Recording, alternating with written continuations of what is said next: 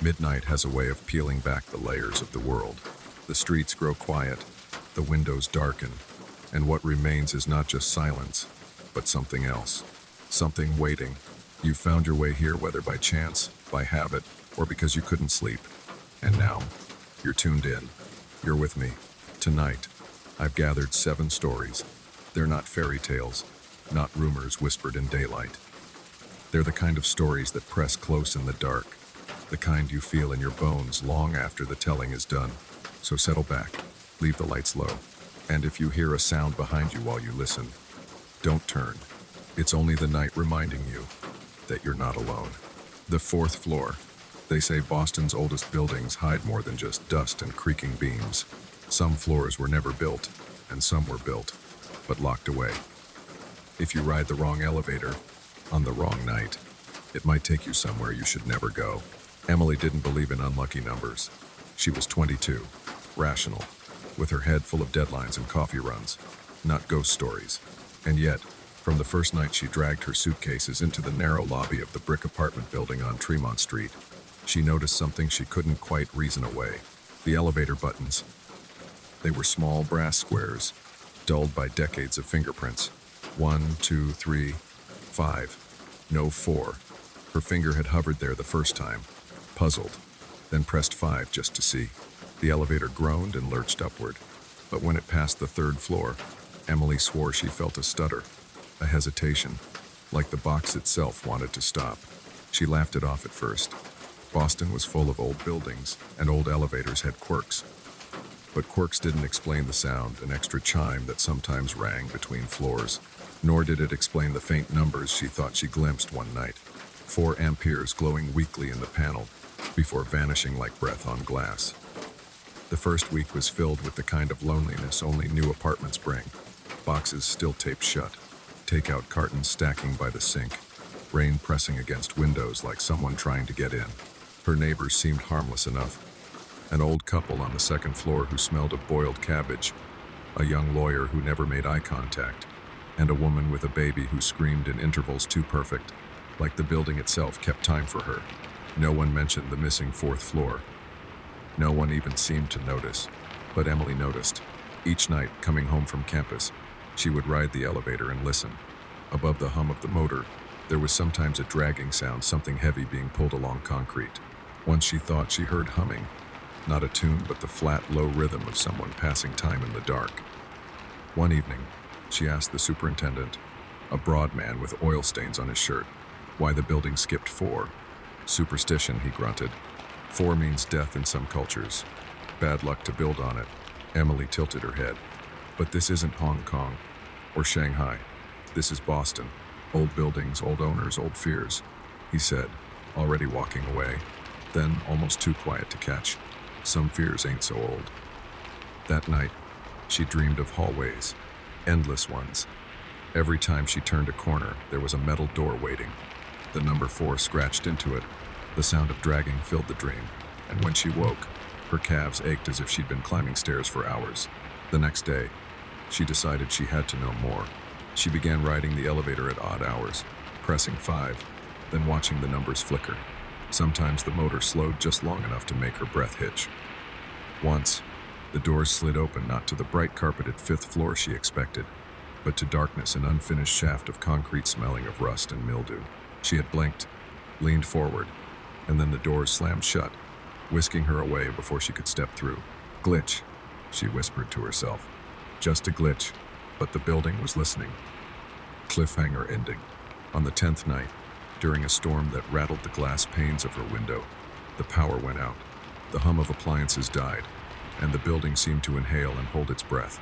She lit her phone screen and grabbed a flashlight. The elevator was useless in a blackout, which left the stairwell. The concrete steps echoed under her sneakers as she climbed. 1, 2, 3. She reached the landing between the 3rd and 5th floors and stopped. There, in the beam of her flashlight, was a door she had never seen before. Heavy, metal, streaked with rust. A sign bolted above it read, 4 amperes, maintenance only. Her hand shook as she reached for the handle. It was warm, and from the other side came the unmistakable sound of footsteps. Pacing, waiting, The handle gave under her hand with a tired groan, like a hinge that hadn't been moved in decades. Emily's pulse thundered in her ears as the heavy door yawned open. The smell hit her first.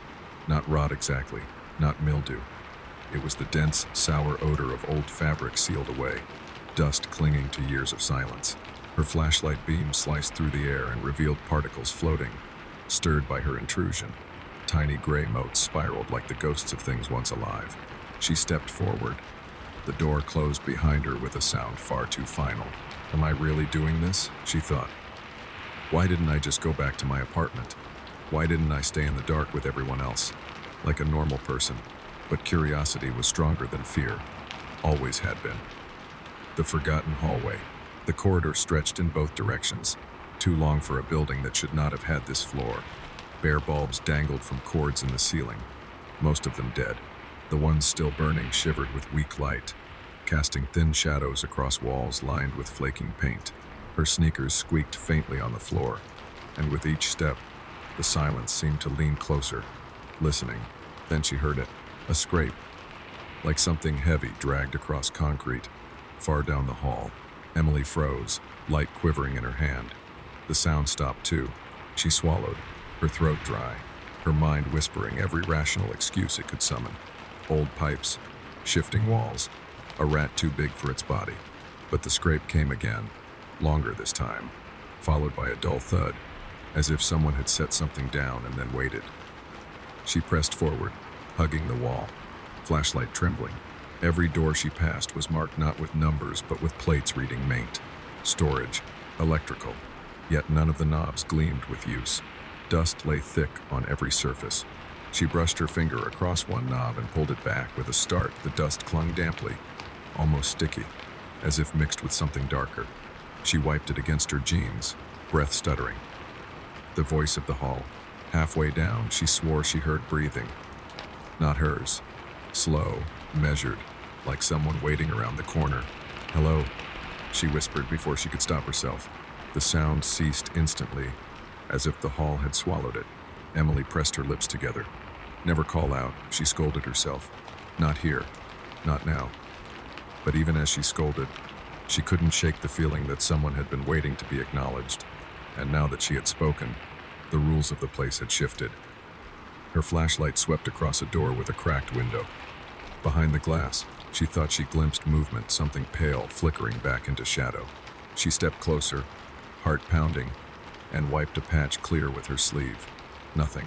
Just a room filled with old folding chairs stacked haphazardly, their shadows long and crooked. Yet when she leaned closer, her reflection did not lean with her. She jerked back, nearly dropping the light. For one instant, the glass had shown her face, but not her eyes. Hollow sockets had stared back. Her stomach knotted. Her body wanted to run, but her legs rooted her in place. The dragging, the scrape came again, closer now. It wasn't metal on concrete, she realized. It was softer, the sound of rope being pulled, or fabric being dragged. And beneath it, faintly, she could hear the rhythm of something heavier, the shuffle of feet, or perhaps the swing of weight from a body suspended. Emily whispered to herself, Don't imagine it. But her mind betrayed her, painting pictures in the darkness her flashlight couldn't reach. A figure lurching forward, dragging its burden, never stopping, never resting. Her chest tightened until her breaths came shallow. She pressed her back against the wall, turning the light down the hallway. The beam landed on nothing, yet the sound did not stop. It drew nearer, dragging, pausing, dragging again. And then footsteps. 1, 2, slow, deliberate, matching her heartbeat. The choice. Emily felt the hallway tilt around her, as if the entire floor were breathing in and out. She glanced back at the heavy door she had come through. It was gone. Her mouth went dry. She spun in a slow circle, light flashing across peeling paint, hanging bulbs, silent doors. The door had sealed itself away, or perhaps it had never been there at all. You've done it now, she whispered. Her own voice sounded foreign. Somewhere ahead, metal squealed, as if another door were opening by itself. The footsteps stopped, the dragging sound stilled. Silence dropped heavy, thick enough to press against her skin, and then Low and drawn out came a sigh, not hers. Cliffhanger ending. Emily's knees nearly buckled. She aimed the flashlight down the hall again, fingers white-knuckled. The light revealed the far end of the corridor, and there, just for a heartbeat, she saw it. A shape hanging in the darkness. Too tall, swaying gently, head bent at an impossible angle. Her breath caught, the light flickered, and when it steadied, the hallway was empty. But the rope-dragging sound had begun again. Only now it was not coming from far away. It was right behind her. The air was heavy, thick with the faint sweetness of dust that had slept untouched for decades. Emily stood frozen in the hallway that should not exist, her flashlight trembling in her grip. She had already turned corners that led nowhere, already run until her lungs ached, and yet each corridor folded back into itself, repeating with uncanny precision, like the floor had no end, like it was breathing her in and recycling her fear as its own. Then the sound returned. A slow creak, rising from the ceiling above, the groan of a rope bearing weight.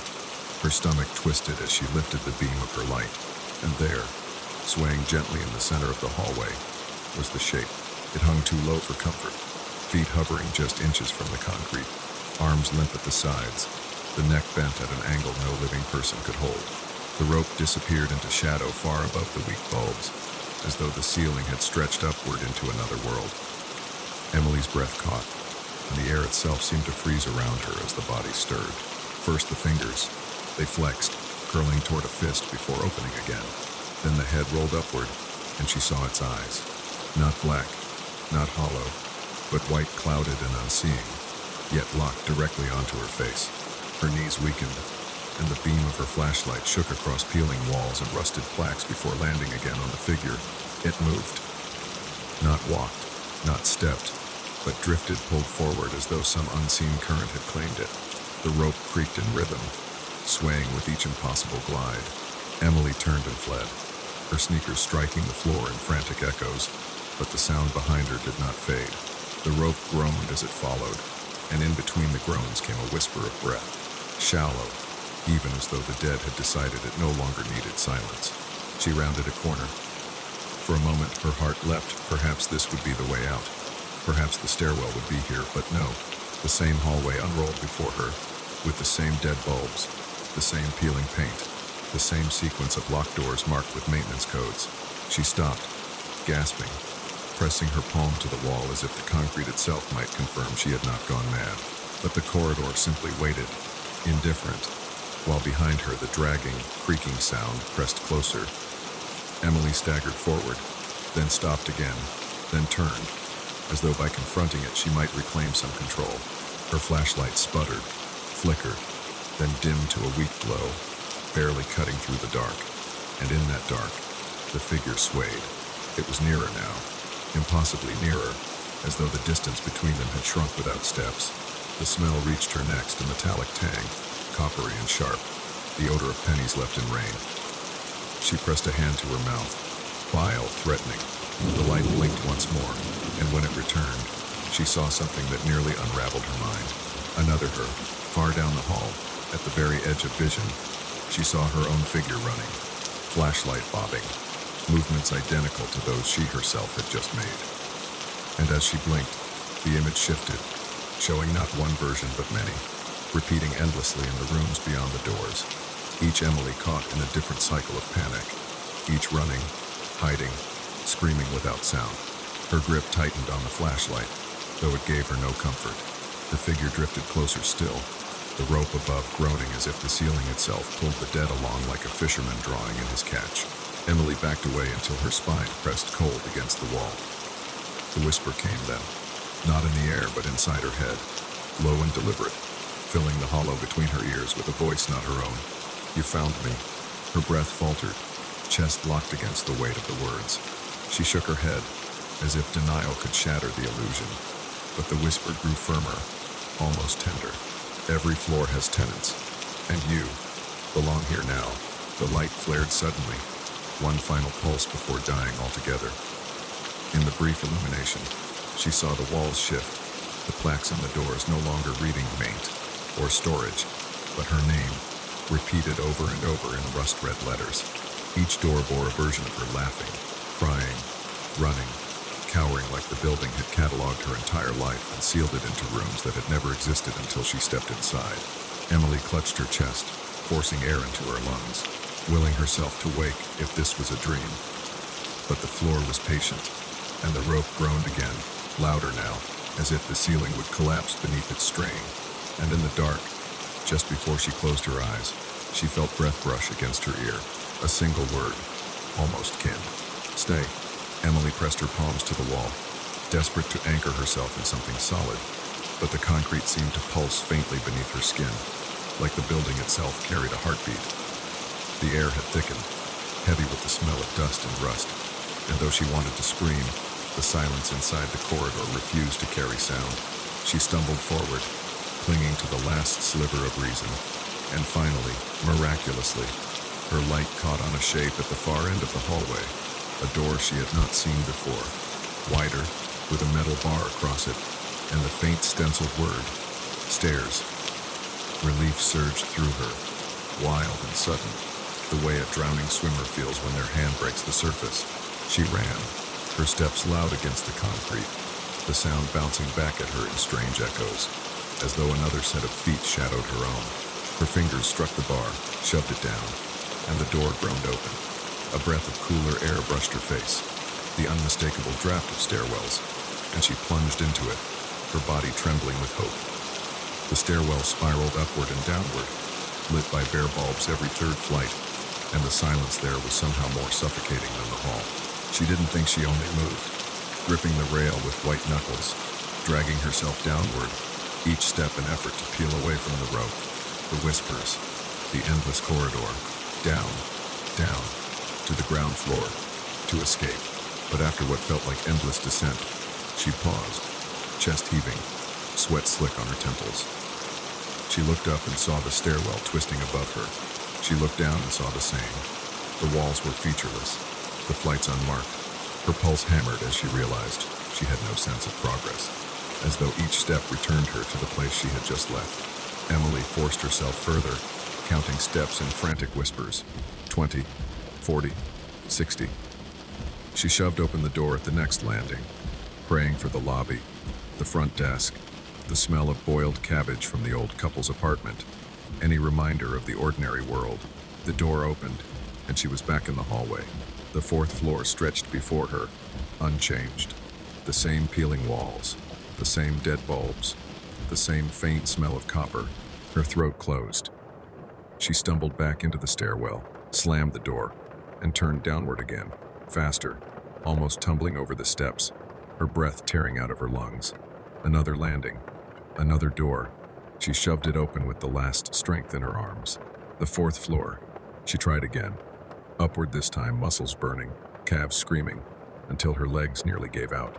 Another landing, another chance.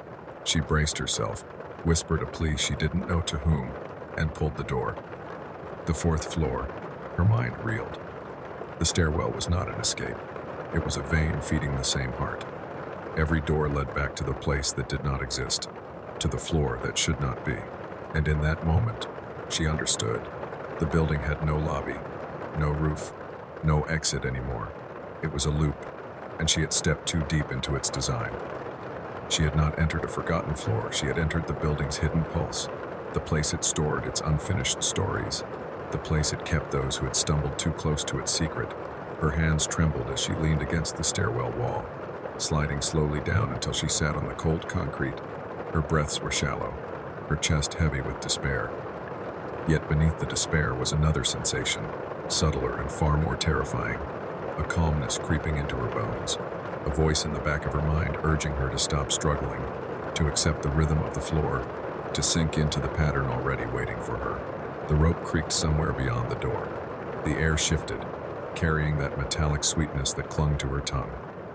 She thought she heard the drag of something heavy on the hall floor, slow and patient, like it knew she would return no matter where she ran. She rose on weak legs, fingers grazing the stairwell door again. There was nowhere else to go. Whether she opened it now or later, the same truth would wait on the other side. And when she pushed it open, the fourth floor welcomed her back, unchanged, eternal, as though she had never left. Emily had stopped fighting the stairwell hours ago. Or maybe it had only been minutes. Time dissolved in the fourth floor like dust in stagnant air, leaving only the repetition of doors and corridors, each one identical, each one leading nowhere. She no longer trusted her own sense of motion. She no longer trusted the beat of her own heart, because sometimes she thought she heard it echoing from the walls themselves, as if the building had claimed the rhythm for its own. Her flashlight had gone out long ago. She carried it still, a useless relic in her shaking hand, the cold metal pressing into her palm like a reminder of a world where light had meaning.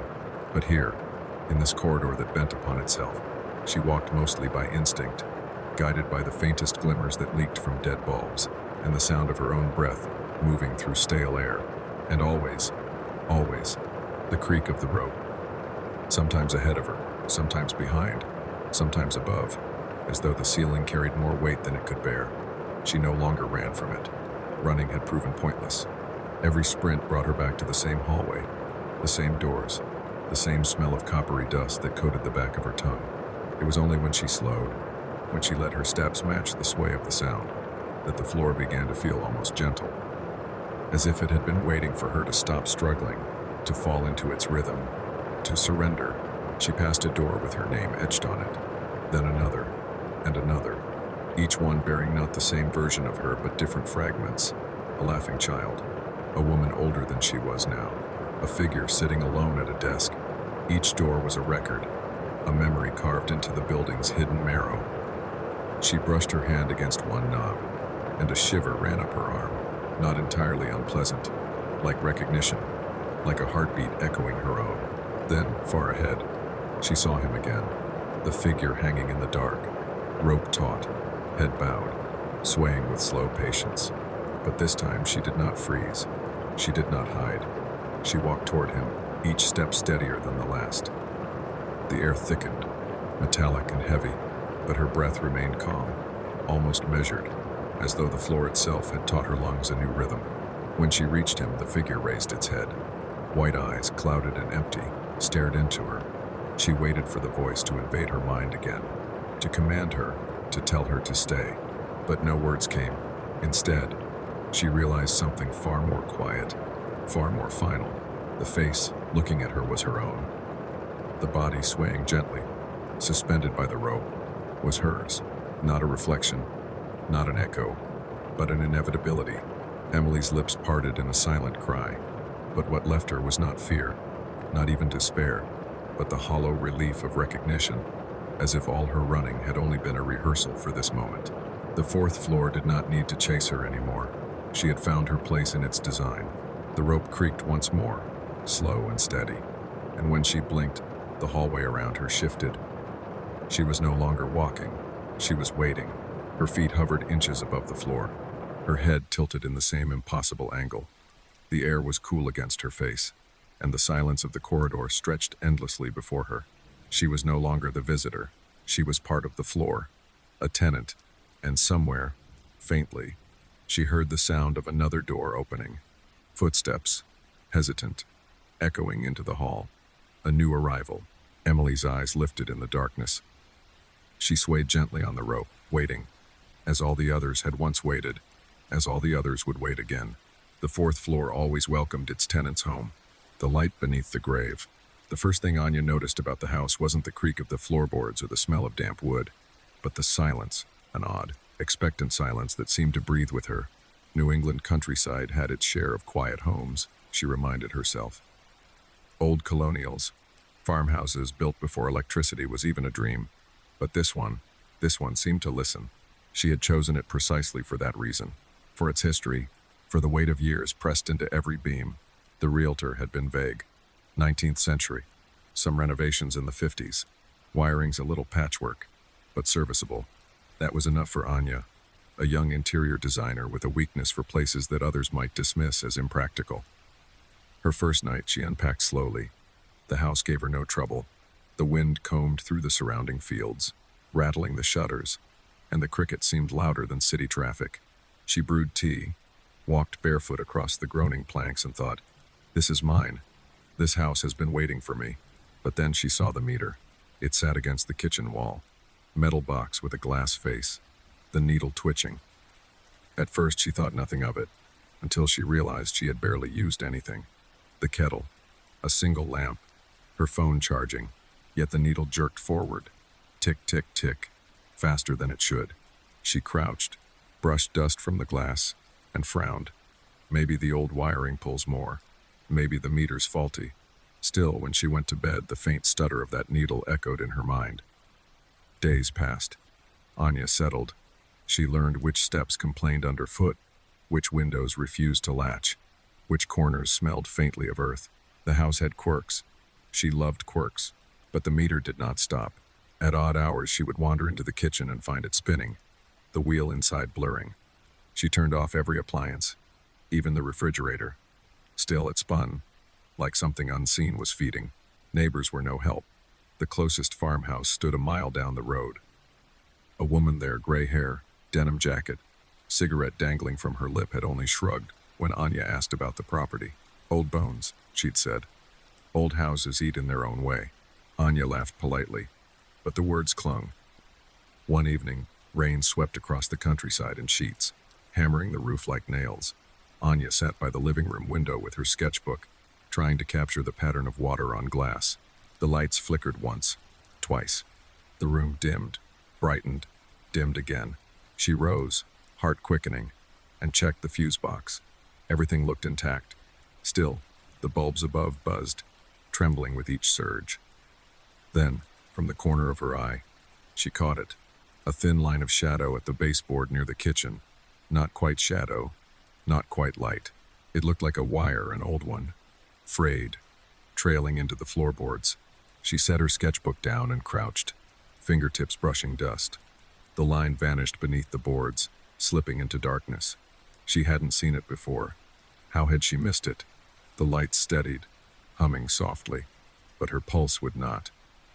That night she dreamed of cords, thick black cords twisting around her wrists, her throat, binding her to the bed. She woke gasping, convinced something had been in the room with her. The rain had stopped. Moonlight crept across the ceiling. She listened. The house breathed back. In the kitchen, the meter clicked softly. The wheel spun in the dark. Anya told herself it was nothing. Every house had secrets. Pipes that sang, wires that hummed, shadows that stretched in peculiar ways. But design was her trade. Details were her language, and this detail gnawed at her. On the fourth day, she brought a small lamp into the kitchen, unplugged everything else, and sat on the floor in front of the meter. She waited. Hours. Nothing. Then, just as her eyes began to close, the wheel stirred. Slow, then faster, faster. As though the house itself had drawn breath. Her skin prickled. She followed the faint line of the hidden wire, tracing it to where it disappeared beneath the wooden floor. "Where are you going?" she whispered aloud, not sure if she wanted an answer. The following morning, she borrowed a flashlight from her car and searched the basement, if one could call it that. It was barely more than a root cellar. Low ceiling, dirt walls, the smell of mildew. She expected to find tangled wiring, some clumsy repair from decades ago. But the wire she saw upstairs wasn't visible down here. No line along the joists. No entry point. Only earth. She stood there, the beam of her flashlight bouncing over stone, and felt the peculiar certainty that the wire was still there, just deeper, as though it had burrowed into the soil itself. The silence pressed heavy, thicker than the damp air. That night, the storm returned. Thunder staggered across the sky, shaking the panes. The lights danced violently, plunging the house into intervals of blackness. Anya moved from room to room with a candle, uneasy at the way shadows bloomed and collapsed in the flicker. Every time the bulb steadied again, she felt as though she had interrupted something mid-gesture. In the kitchen, she found herself staring once more at the floorboards, the hidden wire, the erratic meter, the sense of something feeding, and the thought came uninvited. What if it isn't broken? What if it's connected to something that wants to be fed? Her hand shook as she set the candle down. The flame wavered, nearly dying, then recovered. Somewhere beneath her, she swore she heard a faint hum like electricity running through damp soil, or like a whisper too low to decipher. She tried to shake it. Work was calling. Sketches to submit, mood boards to finalize. She spent the day immersed in color palettes, fabric swatches, anything but the house. Yet when evening arrived and the horizon bruised into dusk, her eyes kept straying to the floor. She found herself listening for the meter's erratic spin, almost expecting it. It came, right on cue. The wheel twitched alive, spinning greedily. Her chest tightened. She unplugged the lamp, held her breath. Still it spun. The house was feeding again. Sleep abandoned her. She walked the halls, tracing her hand along the wallpaper, whispering to herself, "It's just old wiring, just old bones." But in the small hours, when fatigue blurred her edges, she heard it again, the whisper beneath the floor. Not words, not yet, but a sound shaped like longing. Her breath caught. She pressed her ear to the boards. Cold seeped into her skin, and in the deep black of the house, she thought she heard laughter dry, thin, like leaves rustling in a coffin. When dawn came, she convinced herself it had been a dream, but the mark of dust on her cheek told her she had indeed pressed her face against the floor. The house had not spoken, not truly, and yet, when she rose, she avoided that stretch of kitchen altogether. Still, she could not help glancing back at the spot where the wire had vanished, wondering what waited beneath. The silence of the house did not comfort her anymore. It felt patient, waiting. The storm arrived early, rolling in before sunset, blackening the sky in layers as though night had decided to fall twice. By late evening, the house trembled under the weight of it. Rain crashed against the siding like fists. The old trees on the property bowed and moaned.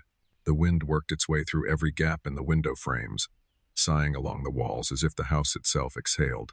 Anya had stacked candles on the table in preparation. Her phone lay beside them, charged but useless. The signal here was fickle at the best of times. She told herself she was ready. Storms were common in New England autumns. Old houses survived them all the time, but she couldn't stop watching the lights. Every flicker felt personal.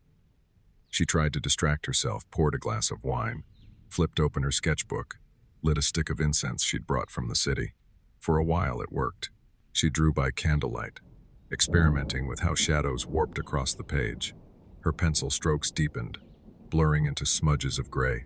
Then came the sound, a sharp snap, followed by silence. The house dropped into darkness. Not the ordinary darkness of a switch flipped, but a swallowing, complete absence that left her breath catching. Her phone's screen flared as she fumbled for it, the blue-white glow cutting a fragile circle around her. Dust floated in the beam. The silence pressed so tightly that she swore she could hear her own heartbeat. The meter, she thought, the wire. She lit the nearest candle, shielding the flame from the draft. The shadow swelled. Somewhere beyond the kitchen, the storm roared, water slamming against the walls.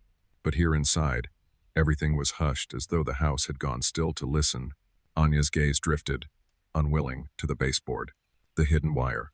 Even now, even with the power dead, she imagined it pulsing faintly, carrying a current that no outage could touch. Her stomach knotted. She should wait for morning. Call an electrician. Forget this nonsense. But the thought sat heavy in her chest. If not now, when? Another crack of thunder rattled the dishes. The candle nearly guttered out. Her decision made itself. She retrieved a flashlight, her jacket, and the small gardening spade she had left by the back door. It wasn't much, but the ground outside had softened under the rain. She could at least see where the wire led. The kitchen window throbbed with wind and water. She pushed it open, the storm rushing in with a cold slap. For a moment she hesitated. The sensible part of her whispered that she was being foolish, wandering into mud at night, in a storm, chasing some relic of bad wiring. But another voice, deeper, more insistent, answered, "You need to know." Outside, the storm wrapped itself around her instantly. Rain stung her cheeks, plastered her hair to her scalp. Mud sucked at her boots. The flashlight's beam fractured against the curtain of water, but she aimed it low, following the foundation line. There, just visible, a frayed cord emerging from the seam of the kitchen wall, trailing down into the earth like a vein. Her breath caught. She had half expected it to vanish in daylight, to dissolve into dust on closer inspection. But here it was, tangible, wet and real beneath her fingertips. The insulation crumbled when she touched it, exposing copper darkened with age. The wire ran straight into the ground. She set the flashlight between her knees and began to dig. The soil gave easily, softened by hours of rain. Each stroke of the spade released the smell of wet clay and roots. Water pooled quickly in the hole. making the earth heavy in her hands. She told herself she would follow it just a little way. A foot, maybe two, enough to satisfy her curiosity, to see if it connected to some forgotten box or rusted pipe. But the deeper she dug, the stronger the compulsion became. The wire descended straight down, never curving, never branching, as though it had been placed with unnatural precision. Each layer she removed revealed more of its slackless, taut, demanding pursuit. Her arms ached. Mud clung to her sleeves. The rain pressed her hair into her eyes, but she could not stop. 1 foot deep, then 2. The spade clinked against something harder. Not stone, not root, a sound more deliberate. Her pulse leapt. She scraped with her hands, clawing through wet soil until her nails bit metal, cold, smooth. She shone the flashlight. Beneath the mud, an edge glinted. Iron, perhaps. The corner of a box. Her breath quickened. What is this doing here? The wire plunged directly into it, disappearing beneath the corroded surface. For a long moment, she crouched in the rain, water dripping from her chin, staring at that buried corner. The storm roared around her, but she felt removed, suspended, as though the world had gone thin at its edges. The sensible voice screamed now. Cover it, leave it, go inside. But the other voice, the same one that had driven her outside, hummed louder. You've already begun. You can't leave it unfinished. She dug deeper, clearing more of the outline. The box was larger than she expected. A trunk, perhaps, long and wide, sunk deliberately into the ground. The sight of it should have frightened her, should have sent her scrambling back through the mud. Instead, it filled her with an awful anticipation. The flashlight flickered. For a split second, she saw herself reflected in the muddy surface, pale face, wet hair clinging, eyes wide with something she could not name. Then the beam steadied. Her fingers brushed a seam, a lid. She whispered aloud, her voice nearly lost to the storm. Who put you here? The rain answered. Or perhaps the ground did. A tremor she felt more than heard, as though something stirred beneath the soil. Her breath smoked in the cold air. She realized she was smiling, thin, fearful, but smiling nonetheless. The wind shifted, howling through the trees. Lightning carved the sky open, illuminating the field in a raw flash. For that instant, she saw the trunk as if in daylight, every rusted contour sharp, the wire gleaming wet where it vanished into the lid, and she thought she saw the faintest pulse of light from within, just a flicker, like a heartbeat. Then darkness slammed back, leaving only the rain and her hammering pulse. She sat back on her heels, mud soaking through her jeans, and wiped her hands on her jacket. Her chest heaved. Her skin tingled as though charged with static. She could not open it, not tonight. But she could not walk away, either. The trunk was here. It had chosen her, or she had chosen it. And now the house, the meter, the whisper, all of it made sense in a way that chilled her to the bone. This was what the wire fed. Her candle still burned in the kitchen window, a pinprick of gold against the storm. For a moment she stared at it, comforted by its fragile persistence. Then her eyes dropped back to the trunk. The rain slid down its surface like tears. The earth around it shivered with each thunderclap. She leaned close, her lips nearly brushing the corroded iron, and listened. At first only the rain. Then, beneath it, something else. A murmur, soft, patient. Not words, not yet, but a voice nonetheless. She staggered back, mud sucking at her boots, the spade slipping from her grasp. Her flashlight beam swung wildly across the field, catching the skeletal branches of trees before dropping back into the pit. The trunk did not move. The voice did not rise again. But Anya knew. Whatever it was, it had felt her. She filled the hole as best she could, mud slapping against metal, roots tangling over once more. The rain tried to help, collapsing the edges. Her hands worked feverishly, as though hiding it could erase the fact that she had touched it, heard it. By the time she staggered inside, soaked and shivering, her fingernails were packed with black soil. The spade she abandoned at the door. Her candle had guttered low, wax pooling on the table. She collapsed into the nearest chair, every bone vibrating. The lights did not return, but the meter had gone still. Sleep did not come easily. She lay in her bed listening to the storm's retreat, to the sigh of the house as though it had been holding its breath. Every time her eyelids sagged, she saw it again. The iron trunk, the wire feeding it, the brief flicker of light beneath. She dreamed of hands pressing up from inside, fingertips straining against the lid, nails scraping metal. She dreamed of whispers pressed against her ear, too low to decipher but urgent, desperate. And when she woke just before dawn, throat raw, she swore she could still feel breath against her skin. The storm had passed. The fields glittered with water, every leaf trembling with silver drops. The air was sharp with the smell of wet earth. From her window, Anya saw the disturbed patch of soil where she had dug. It looked calm, innocent, but she knew better. Her hands still smelled of iron. Morning was bright, painfully so. The kind of washed-out light that turns wet grass silver and makes shadows crisp and unforgiving. Anya stood at the kitchen window, coffee cooling in her hand, staring at the patch of soil where she had dug the night before. The earth looked smooth, as though the storm had worked all night to erase her intrusion.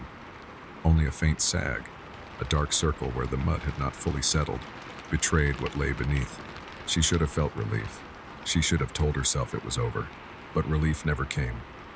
Instead, the memory of that faint hum, the suggestion of a voice below, coiled around her thoughts. Not words, not yet. She tried to work, spread her fabric swatches across the table, sketched a few mock-ups for a client in Boston, but every line she drew curved back into the shape of the trunk. Every color she tested looked like rust or mud. By noon, she gave up, snapping the sketchbook shut with trembling fingers. The house was too quiet. The silence pressed against her skin, filling the hollows of her ears. She walked the rooms, listening for creaks, for sighs, for something ordinary to anchor her. But the house was patient, waiting. Her gaze kept returning to the door, to the field beyond. By dusk, she had already decided. The air was heavy when she stepped outside. Clouds smeared low across the horizon. The ground sucked at her boots, still damp from the night before. She carried more than the spade this time. A pry bar she had retrieved from the cellar, a pair of gloves, her phone, fully charged, its flashlight brighter than her old torch. She told herself she would only look, just confirm what it was. Maybe it was a storm cellar, maybe a sealed safe, maybe something forgotten by the house's previous owners. There would be a rational answer, and yet, she carried the pry bar. She carried gloves, because some part of her already knew she would open it. The soil yielded more easily now. She dug methodically, each stroke exposing the corroded surface of the trunk. The smell rose first metal and wet earth, sharp enough to sting her nostrils. She cleared the lid, then the sides, brushing mud away with gloved hands. It was larger than she remembered, nearly coffin-sized, its iron edges bitten deep with rust. Her breath caught as she uncovered the seam where lid met body. The wire plunged directly into it, disappearing through a crack too narrow for her finger. The copper looked wrong in the fading light, like a vein feeding into a heart. Her chest tightened. She wiped her face with her sleeve, smearing mud across her cheek. Lightning flickered on the horizon. Far off thunder rolled a warning. She crouched close, phone flashlight aimed steady. For a long time, she simply stared at it. The trunk stared back, mute, waiting. Her heart pounded. She could leave it, walk away, seal the ground again, pretend she had never touched it. But she was past pretending. With shaking hands, she wedged the pry bar into the seam. The iron resisted, groaning softly under the pressure. Mud crumbled. A drop of water hissed against the metal, as if the trunk itself exhaled. Her phone light wavered. For an instant, she thought she saw the surface bulge like something inside pressing upward. She stumbled back, nearly dropping the bar. Her breath fogged white in the cooling air. She waited, crouched in the wet grass, listening. Nothing, only her pulse, and the faint tremor of thunder approaching. Her mind raced. I imagined it. Stress, lack of sleep, that's all. But her hands had already found the pry bar again. Fingers locked around the cold steel. This time she pushed harder, the bar grinding into the seam. Rust flaked loose, pattering like dry rain. The trunk gave a little, a sigh of old hinges long sealed. The smell deepened. Iron, earth, and something else. Sweet, faint, cloying, like flowers left too long in a vase. Her stomach twisted. She pressed on. The lid groaned open a fraction. just enough for a sliver of air to escape. The sound was low, almost human, like a breath caught between teeth. Anya froze. Mud dripped from her glove, patting against the iron. She leaned closer. Her light trembled over the gap, and she heard it faint, so faint she thought it might be the storm. A murmur, a syllable, her name. Her blood iced. She staggered back, the pry bar slipping free. The lid clanged shut with a dull finality. "No," she whispered. Her voice cracked. "No, no, no." The field swallowed her words. The storm edged nearer. Wind combed through the grass, cold against her damp skin. She hugged herself, shivering, torn between fleeing to the house and forcing the trunk open completely. It said my name. No, I imagined it, but what if I didn't? Her teeth chattered, though she wasn't cold. The compulsion rose again, stronger, dragging at her chest. She had to know. Hands shaking, she wedged the bar back in. This time she did not pause. She leaned with her full weight, muscles straining. The rusted hinges shrieked. Mud cascaded down. The lid yawned wider, inch by inch. The smell burst free sour, metallic, thick as smoke. She gagged, turning her face away, but she did not stop. The opening widened enough for her phone beam to pierce inside. Shadows clung to every corner, reluctant to release their hold. She angled the light, breath ragged. A shape lay within, long, wrapped. At first, she thought it might be tools, cloth, something mundane. But then she saw the curve of a shoulder, the hollow of a socket, the contour of a hand pressed beneath fabric. Her throat closed. She stumbled back, nearly dropping the phone. The light swung wildly across the pit. "No," she whispered again. "No, it can't." But it was. A body. The cloth was old, browned with time, clinging to bone and sinew. Where it had frayed, she glimpsed parchment skin, dry and cracked. Her light skimmed higher, revealing the curve of a jaw, the hollow of eyes long empty. The skull tilted slightly toward her, as though listening, and around the neck, half buried in cloth, a cord coiled tight. The same cord she had followed, fed into, wound cruelly as though to choke forever. Her stomach lurched. She pressed a hand to her mouth, bile rising. The smell thickened, sweet and foul. The phone light flickered once, twice. Then, for a moment, the body glowed. It was faint, barely more than a shimmer, but unmistakable. A pale light seeping from within the cloth, pulsing like breath. Anya staggered back, mud sucking at her heels. The glow spread along the wire, trembling like liquid, vanishing into the earth, into the house, and in that instant, every bulb inside blazed back to life. The kitchen window flared yellow. The porch light burned bright. Her phone slipped from her hand, beam spinning into the dark. She covered her face, blinded by the sudden brilliance. The storm hushed. For one suspended second, everything wind, rain, thunder held its breath. Then the light steadied, ordinary, as though nothing had happened. Anya dropped her hands, chest heaving. She looked at the trunk, at the body swaddled in decaying cloth, at the faint steam rising where rain met its surface. Her mind refused to process. A corpse, buried, wired into the house, and glowing. She knelt, trembling, to retrieve her phone. The beam shuddered over the body once more. The eyes were still empty, the jaw still slack. But the cord around its throat seemed tighter now, as though freshly pulled. Her hands shook violently. She wanted to slam the lid shut, bury it deeper, pretend none of this existed, but she couldn't move. The silence deepened, not the silence of a storm paused, but of something listening, something expectant. Anya's pulse thundered in her ears, her lips parted. Against her will, she whispered, "Who are you?" For a moment, nothing. Then the faintest exhale, dry as dust, slipped from beneath the cloth. Not sound, not language, but acknowledgement. Her vision swam. She clutched the edge of the trunk for balance, skin crawling against the cold iron. The storm cracked open overhead, lightning spilling white across the field. For an instant, she thought she saw the corpse smile. When darkness rushed back, the face was still again. She slammed the lid down, the sound like a gunshot in the night. Her breath tore through her throat. She fumbled with her gloves, ripping them off. wiping her hands against the wet grass. The glow subsided. The house light steadied, but the whisper lingered, pressed against the inside of her skull.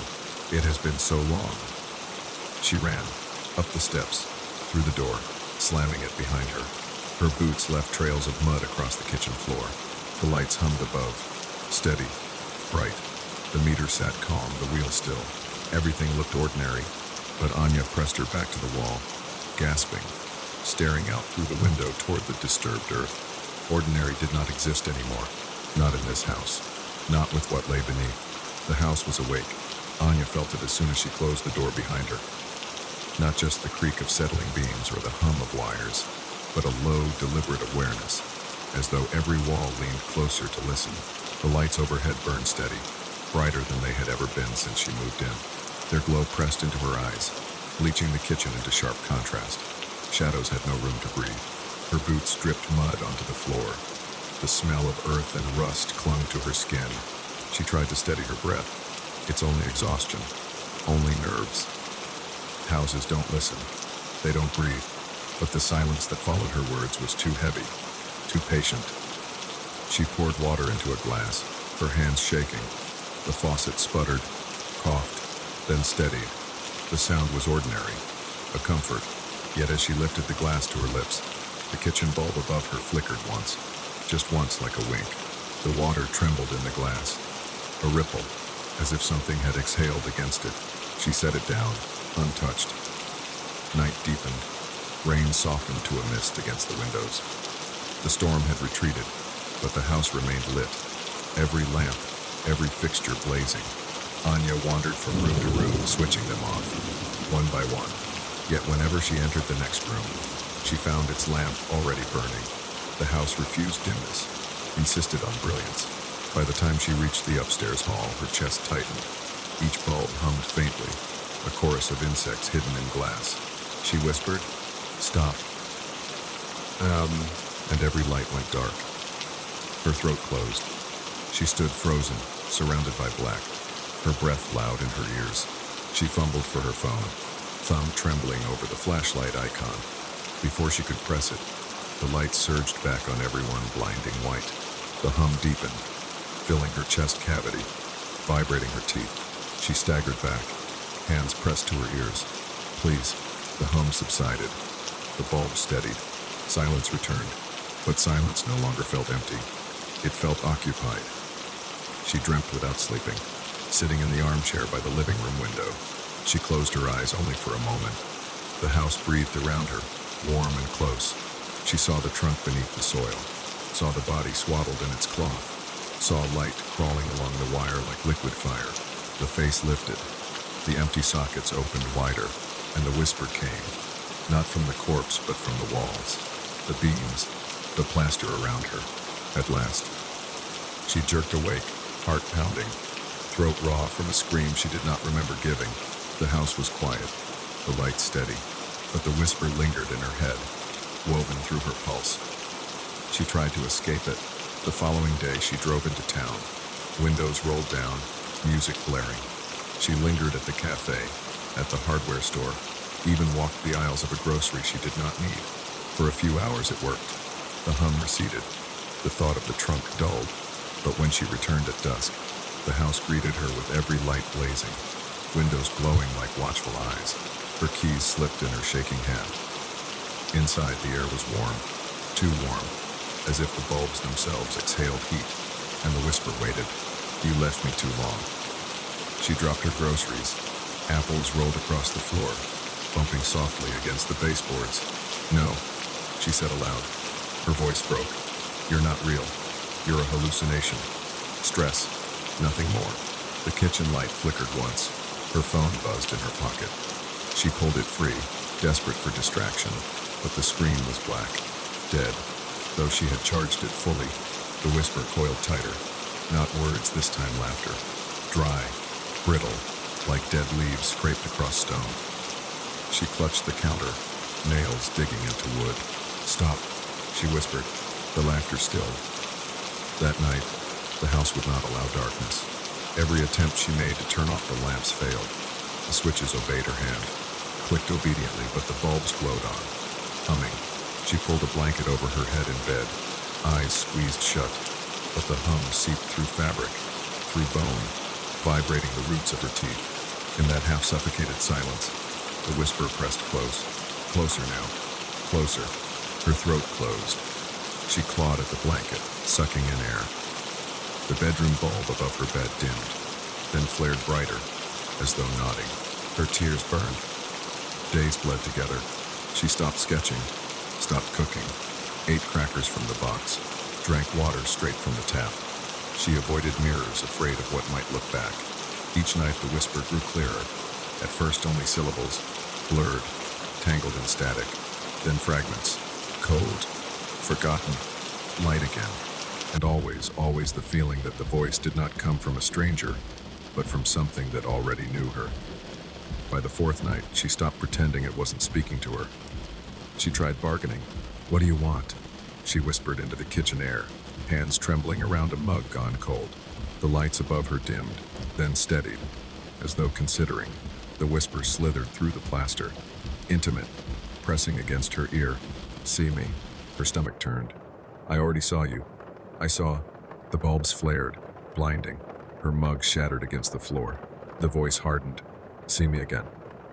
She didn't remember picking up the spade, or pulling on her boots, or stepping into the night air, damp and cold. But there she was, kneeling in mud, fingers clawing away the soil she had tried so desperately to replace. The trunk waited, silent, heavy. Her phone was dead, but she didn't need it. The house lit her way. Every window glowed, spilling yellow light across the field, guiding her to the pit. Her chest heaved. Her hands shook. She told herself to stop, to stand, to walk away. But the whisper filled her skull, threading through her breath, her pulse, her bones. Closer, closer, closer.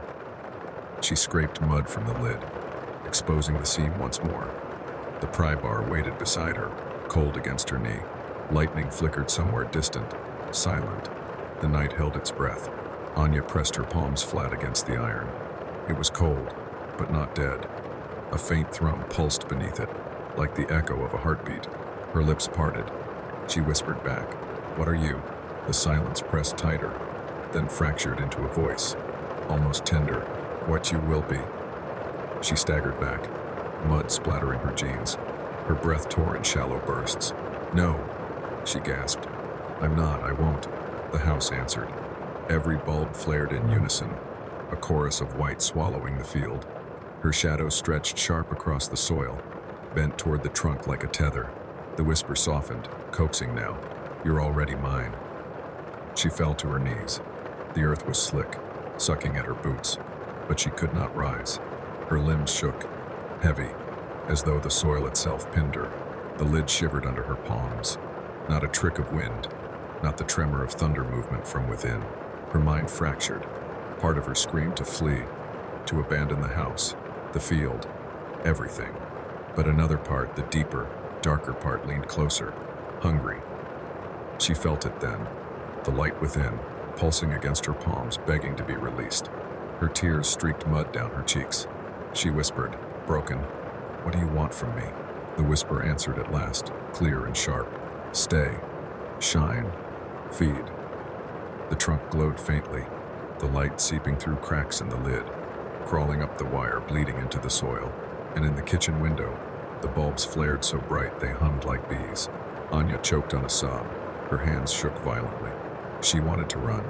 She wanted to bury it deeper. She wanted to fling herself into the dark woods and never look back. But her body did not move. The house would not let her. Dawn scraped pale across the horizon. The glow subsided. The whisper dimmed, sinking back into the soil like breath returning to a grave.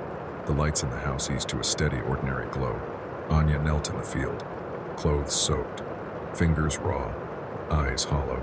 The trunk lay before her, seam gleaming with wet light, waiting, and she knew. This was only the beginning.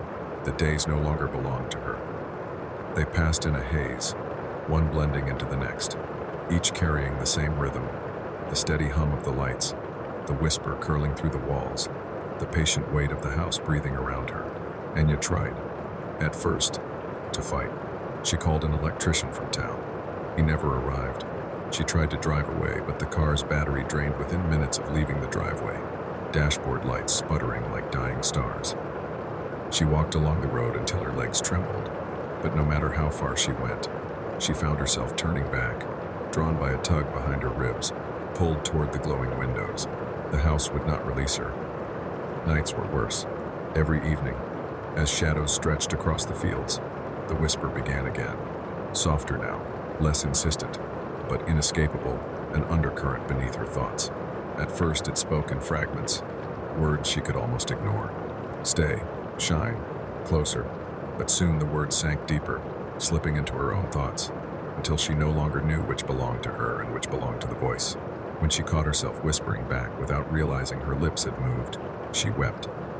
The trunk remained uncovered. She stopped trying to bury it. Each time she pushed soil back over the lid, the ground shifted by morning, the iron gleaming clean as though the earth itself rejected the weight. So she left it. At night, she sat by her kitchen window, staring at the disturbed patch of soil. Sometimes it pulsed faintly, a glow rising through the cracks, soft as breath beneath the blanket. Other times, it shimmered brightly enough to cast shadows across her lawn. And when it did, she felt warm inside, her pulse slowing, her body unclenching as though she had been fighting against herself all along. She stopped eating regular meals. The whisper replaced hunger. She stopped sleeping deeply. Dreams of light filled the hours, blurring the line between rest and waking. When she did sleep, she dreamed of lying in the trunk, cloth pressed against her skin, a cord drawn tight around her throat. Yet the dream did not frighten her. It comforted. In the dream, she was not alone. In the dream, the whisper was inside her, not outside, and the light that spilled from her body burned clean and endless. She woke trembling, but not in fear. The house grew gentler. The lights no longer flared violently. They dimmed and brightened in rhythm with her breath. When her heart raced, they pulsed faster. When she sat quietly, they softened to a low hum. The house listened. The house obeyed, and she began to understand. The whisper was not a threat. It was an invitation. The body beneath the cloth was not a stranger. It was the first, the one who had lit the house long before she came, the one who had waited. And now, the waiting was over.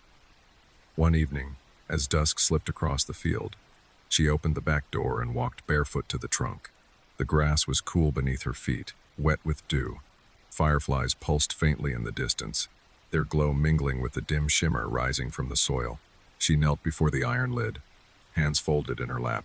For the first time, she did not carry tools. No pry bar, no spade, only herself. The whisper welcomed her. Not through the ground this time, but through her skin, her veins, her marrow. At last, her lips curved in a weak smile. Yes, she whispered. At last. She touched the lid. It no longer felt cold. Warmth pulsed beneath her palm, steady and alive. Her breath slowed. Her heartbeat matched the rhythm. Images flooded her mind. Years collapsing. Faces she had never seen. Hands pulling cords. Lights burning in endless patterns. A procession of those who had come before.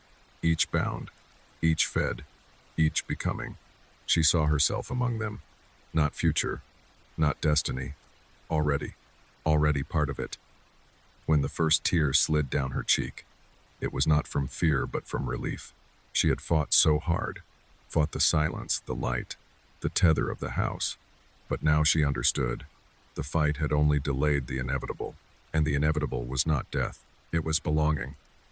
That night she slept in the kitchen, head resting on her folded arms by the window. The whisper did not wake her. The hum of the lights did not disturb her. She dreamed of nothing but light, endless and quiet, washing her clean of everything she had been before.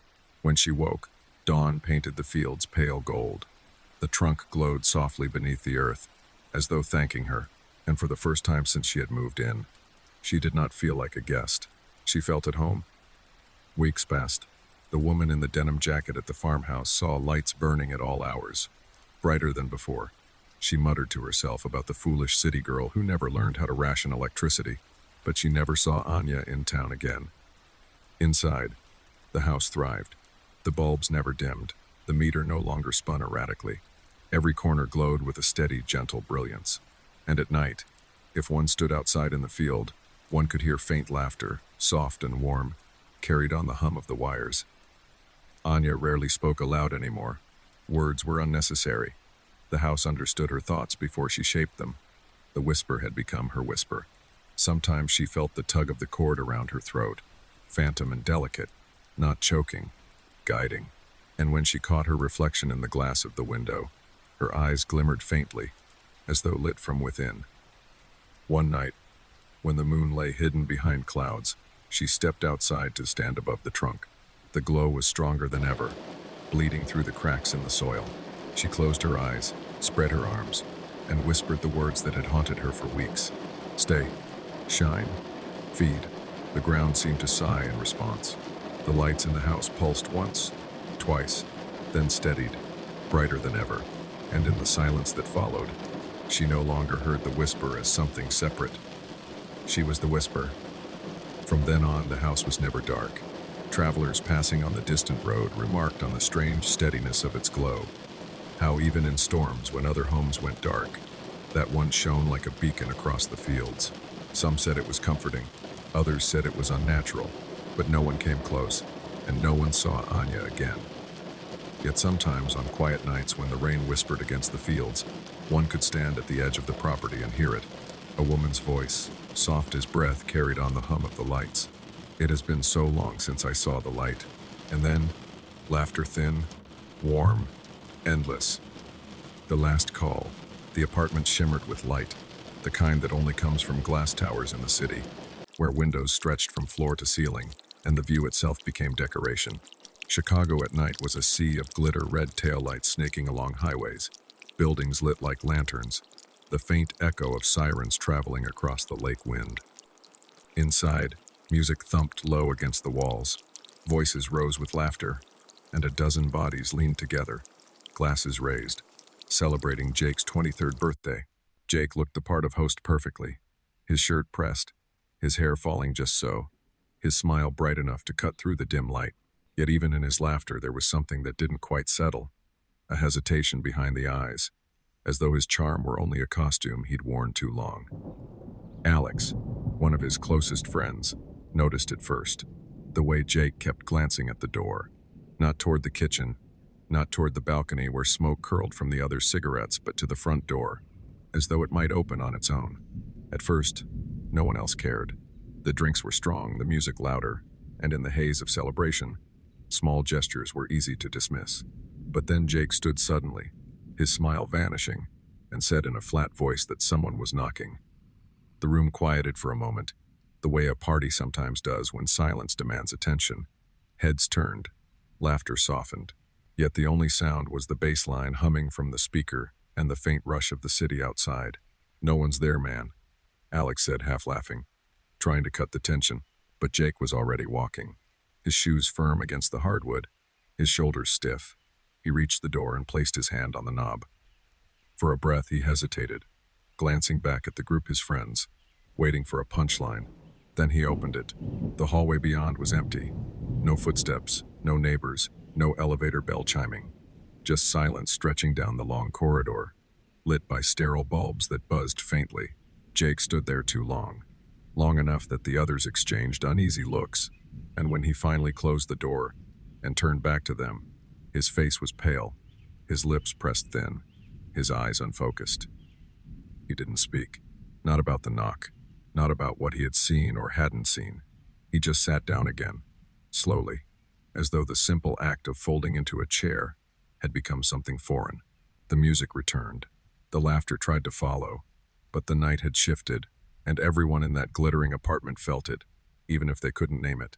Something had entered with the silence, and Jake, though he said nothing, carried it in his eyes. The music was still playing, but softer now, someone having turned the volume down without really noticing. Glasses clinked half-heartedly. Voices trailed off into murmurs. The moment Jake returned from the door with that hollow look on his face, the party had begun to lose its rhythm. People leaned together in twos and threes, whispering questions no one wanted to say aloud. It was Alex who tried first to fill the silence, though his words fell heavy in the air. "Maybe it was just the wind," he muttered, but even he didn't believe it. They were 22 floors up. The hallways in these buildings didn't breathe. Then someone else spoke, Daniel, who had known Jake since freshman year. He was half drunk, his eyes unfocused, but his voice cut through the chatter in a way that pulled everyone's attention. You know about his mom, right? The group shifted uneasily. A few shook their heads. A few leaned closer, curious despite themselves. Daniel ran a hand across his face, as though deciding whether to continue, then lowered his voice. She died a couple years ago. Stroke. It was sudden. Jake was the one who found her. But that's not the strange part. He paused, letting the words sink in. Jake sat across the room, staring at nothing, his glass untouched. He didn't protest, didn't tell Daniel to stop. Daniel went on. That same day, he told me he ran into two people, strangers. They stopped him on the street and asked about his mother. Not her name, not her address, just asked how she was. He thought maybe they were old neighbors or something, but when he asked who they were, they just said they were staying in 2202. Someone scoffed nervously. So? Just an apartment number. Daniel shook his head slowly. Not here. Not in this city. 22. Oh, 2 is slang. Everyone who's worked around the hospitals knows it. It means the morgue, the body floor. And a hush spread across the room. The laughter had fully died by now. Even the music felt wrong, an artificial pulse against the quiet. Daniel leaned back, exhaling, as though the story itself had taken something out of him. A week after that, Jake wouldn't even walk down streets near the hospitals. Said the number kept showing up, in receipts, on clocks, on license plates. He never told me what he thought it meant, just stopped talking about it. The friends shifted uneasily, glancing toward Jake. He hadn't moved. His face was unreadable, but his hand gripped the armrest of his chair so tightly his knuckles had turned white. The apartment felt smaller now, the glass walls pressing in, the view of the glittering city suddenly distant, unreachable. Somewhere deep in the building, a door slammed, and the sound echoed up through the steel and glass like a warning. No one spoke for a long time. And when the conversation finally began again, it was with forced laughter, brittle jokes, anything to pull themselves back from the story that had lodged between them. But the silence Jake carried stayed. And the door he had opened, whatever he had seen, or thought he had seen, remained like a shadow in the corner of the room. The night did not end so much as dissolve. One by one, people drifted out of the apartment, their laughter forced, their goodbyes thin, as if leaving quickly might loosen the unease that clung to them. The elevator doors closed again and again, carrying guests down into the city, until only a handful remained. The bottles on the counter stood half empty. The music had gone quiet, and the great windows reflected nothing but tired faces and the lights of Chicago beyond. Jake never explained what he had heard at the door. He sat there until the last guest left, pale and silent, his eyes unfocused, as though the party had ended long before for him. When Alex asked if he was all right, Jake only nodded. Too quickly, like a reflex, the moment passed without comfort. By the time Alex himself left, stepping into the cool night air on the street below, he already knew he would carry the memory of Jake's silence longer than any song they had played that night. Days slipped past. The city moved on, as it always did, each day marked by trains and sirens, by neon signs flickering over sidewalks slick with rain. But for their group of friends, the air seemed heavier. No one said it aloud, but each of them felt it that something had shifted during the party, that the knock Jake had answered had not been meant for all of them, only for him. And then, almost exactly a week later, the call came. Jake was gone. A crash on the interstate just outside the city, the details blurred by official words. High speed, late hour, sudden impact. No other cars involved. No other voices to tell the story. The news spread like a crack through glass, reaching each of his friends in the middle of their own small lives. A lecture hall, a coffee shop, a shift behind a counter. Phones vibrated, voices broke, and for a while there was only disbelief, repeated again and again, as though saying no often enough might bend the truth. But the truth did not bend. They gathered, not in celebration this time, but in grief, their faces pale in the soft light of candles, their words scattered, useless. They remembered Jake's laughter, his easy charm, but all of them, silently, returned to that night in the apartment, the way he had gone to the door, the way his face had changed when he returned. The story Daniel had told about the number 2202, the strangers who had spoken to him the day his mother died. It was impossible to dismiss, impossible to say it had meant nothing. Alex remembered how Jake's hand had gripped the armrest, the whiteness of his knuckles. He remembered the silence after, and how it felt not like the absence of sound but the presence of something else, something that had entered with the knock. Now Jake was gone, and none of them knew what he had seen when he opened that door. None of them knew who had been waiting in the hallway, or if anyone had been there at all, but they carried the question like a stone in their chests, each of them weighed down by the thought that maybe Jake had been marked that night, chosen in a way none of them could understand. And though the city outside kept glittering, as cities always do, to those who had been there, the light in the apartment windows now seemed different, quieter, colder. It felt as if the knock had never really stopped. In the nights that followed Jake's death, sleep did not come easily to any of them. Conversations grew sparse, meetings awkward, each of them retreating into their own corners of the city with memories they could not share. Yet for Alex, the quiet hours after midnight became unbearable. He would sit by the window in his apartment, staring at the streetlights trembling against wet pavement, waiting for exhaustion to carry him under. When sleep finally came, it did not bring rest. The first dream arrived a week after the funeral. He found himself once again in Jake's apartment, though it was empty now. The music gone, the glasses cleared. The windows no longer glowed with the city. They looked out onto nothing but gray mist, endless and unmoving. He stood alone, the silence pressing against him. Then, from the corner of the room, a voice called his name. When he turned, Jake was there, not as he had been at the party, polished and bright but softer, dimmed, as though lit from within by a fading lantern. His shirt hung loose, his skin pale, but his eyes were steady. There was no shock, no fear, only a kind of urgency that unsettled Alex more than the silence had. "Tomorrow," Jake said, his voice low, as if the mist itself might overhear. "You need to be at the corner of Halstead and Monroe. Take my coat with you." Alex tried to answer, but the words caught in his throat. He wanted to ask why, wanted to ask what this meant, but Jake was already fading, his outline dissolving into the pale air, his eyes the last to vanish. The dream ended with the echo of those words lingering like smoke. Alex woke before dawn, heart racing, his sheets tangled, the taste of dread sour in his mouth. He sat for a long time on the edge of his bed, convincing himself it had only been a dream, that grief played cruel tricks when the body was weak. But when he opened his closet later that morning, searching for a jacket, his hand fell on a coat he didn't remember taking home. Jake's coat, left behind one night, forgotten in the shuffle of gatherings. Black wool, faintly smelling of smoke and cologne. The memory of the dream rose again, clear and insistent. Halstead and Monroe. The corner had no meaning to him, no memory attached, but the words clung too tightly to dismiss. Against reason, against the unease tightening his chest, he found himself leaving the apartment with the coat folded under his arm. The city moved around him in its ordinary rhythm, buses sighing at stops, car horns blaring, the smell of coffee and wet asphalt rising in the air. Yet each step felt guided, pulled by an invisible thread. He reached the intersection just as the sky deepened toward evening.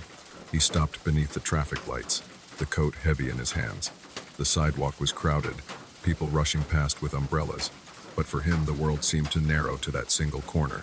And then, in the span of a breath, it happened. A car veered from the street, its tires screaming across the wet asphalt. Metal shrieked as it leapt the curb, smashing into the spot where Alex had been about to step. Glass shattered, bodies screamed, the sound shattering the stillness into chaos. Alex stumbled back, the coat pressed to his chest, heart pounding with the realization that if he had moved only seconds earlier, he would have been caught beneath that blur of steel. The thought rang in him like a bell. Jake had told him to come here. Jake had told him to bring the coat. And whether dream or not, it had saved his life. The crowd had gathered quickly, a circle of strangers closing in around the wreckage, their voices sharp with panic. Sirens wailed in the distance, growing nearer with each passing second. Alex stood just outside the chaos, pressed against the wall of a building, his chest heaving, the coat clutched tight in his arms. The car's hood steamed, metal twisted in impossible angles, but his eyes were fixed on the stretch of pavement where he had nearly stood. The space was shattered glass and torn concrete now, and in his mind he could see himself lying there, motionless, another body claimed by the city. The coat weighed heavy in his grip. He looked down at it slowly, fingers brushing the fabric, tracing the familiar seam of the pocket. The truth settled in, quiet and undeniable. It wasn't his. It never had been. The black wool, the faint scent of cologne, the lingering smoke, it was Jake's, forgotten one night, folded into the back of a closet, only to surface again when the dream commanded it. He lifted it to his chest, pressing it there, and in the din of voices and sirens he felt something softer, something only for him, a presence, not solid, not seen, but near. He remembered the dream Jake standing in the mist, his eyes steady, his words exact. The place, the coat, the warning disguised as instruction. Alex closed his eyes. For a moment, the noise of the street dimmed. He thought he heard Jake's voice again, quiet as a breath, as if spoken from just beyond the edge of hearing. Not your time. The words slipped into him like warmth against the cold. His throat tightened, and he pressed his forehead to the fabric, eyes burning. Later, when the wreck was cleared and the witnesses dispersed, he walked home alone through the damp streets. The city lights shimmered in puddles, the air sharp with gasoline and rain. The coat hung over his shoulders now, heavier than it should have been, almost as if it were guiding him step by step. When he reached his apartment, he hung it by the door. He stood there longer than he meant to, staring at it, at the way the sleeve swayed slightly as though caught by a draft. His chest tightened with something between grief and gratitude. He whispered into the silence, his voice shaking. "Thank you." The room gave no answer, only the faint hum of the refrigerator, the distant horn of a train. But as he turned away, he thought no. He felt that the air had shifted, the weight of another presence lingering just a little longer, just enough to let him know it had heard. And in that quiet, Alex understood. Jake was gone, yes, but not entirely. Some part of him remained, tethered in that space between, not by anger, not by regret, but by care. Care strong enough to knock on doors no one else could hear, strong enough to reach across the divide to pull a friend out of the path of death. The coat hung still by the door, black against the pale wall, patient as the night itself. And Alex knew, with a certainty that would never leave him, that it was not only fabric, it was a reminder, a warning, a promise. The last call had not been for Jake alone. The wire in the elevator. Anna had never liked elevators. She told herself it was an irrational thing, a leftover from childhood, when she used to imagine the cables snapping and the box plummeting straight into darkness. Most of the time she could brush it off, especially during the day when people crowded the car and conversations filled the air. But late at night, when the offices had emptied and she was the only one left in the towering glass building, the elevator became something else entirely.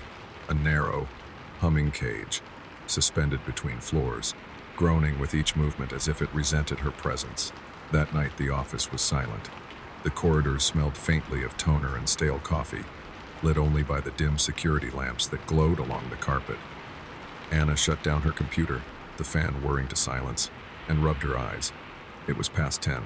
She had worked later than she meant to again, but the deadlines left no choice. Everyone else had left hours ago, their laughter and chatter fading until only her keystrokes remained. She slung her bag over her shoulder and walked the length of the hall toward the elevator. Her footsteps echoed, sharp in the emptiness, bouncing strangely off the glass and steel. The city outside was dark, only the grid of lights far below reminding her that there was still life somewhere, that the world hadn't folded in on itself. The elevator waited at the end of the hall, its doors closed, the brushed metal reflecting her blurred outline as she approached. She pressed the button and listened to the low hum of machinery. The numbers above the doors ticked down slowly. 22, 21, 20. Each click felt deliberate, almost reluctant. When the doors opened with a sigh, she stepped inside. The cab smelled faintly of disinfectant, but beneath it lingered something metallic, something she could almost taste. She shifted her bag on her shoulder and pressed the button for the basement level, where her car was parked.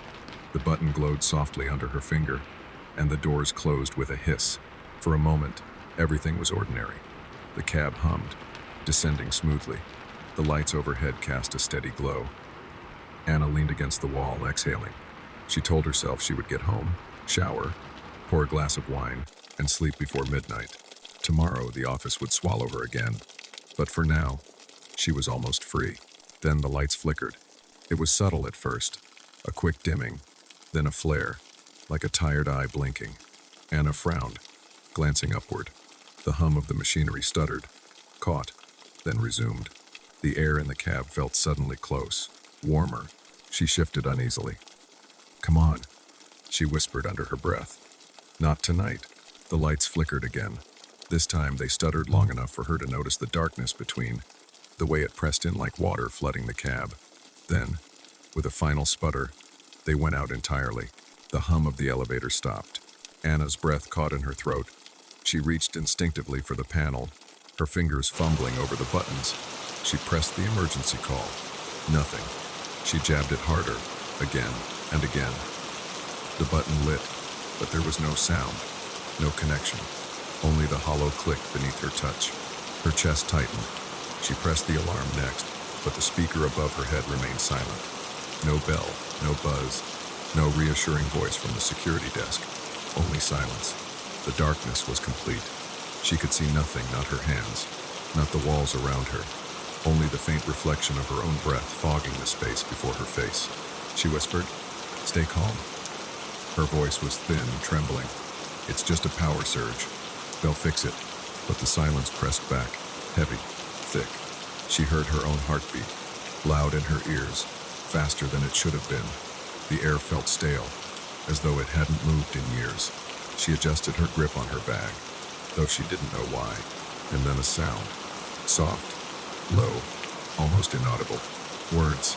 "Run." Anna froze. Her eyes darted through the dark, though there was nothing to see. She pressed her back against the wall, straining her ears. Again. Faint. Broken. "Run.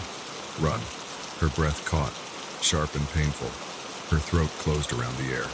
She fumbled desperately for her phone, her fingers trembling as she unlocked it. The screen glowed, a dim blue light flooding the cab.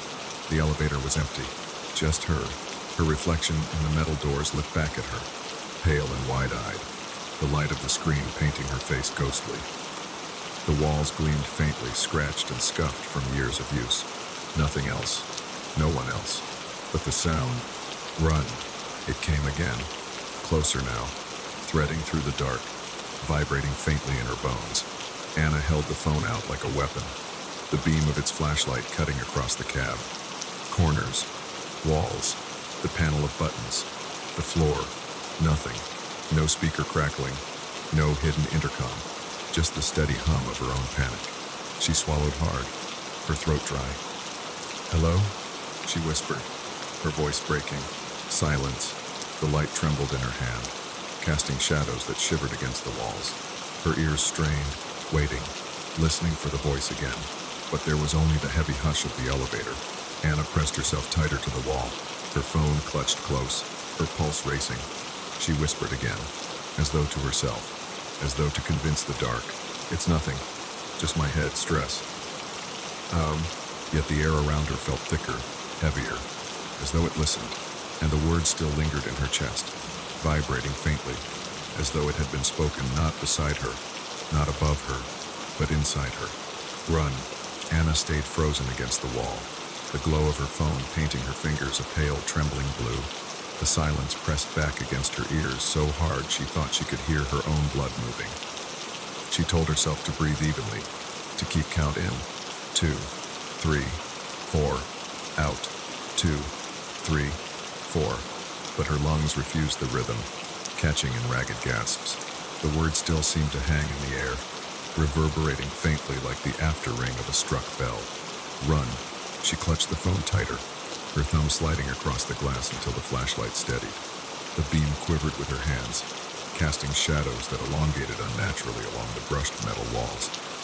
Corners bent where they shouldn't.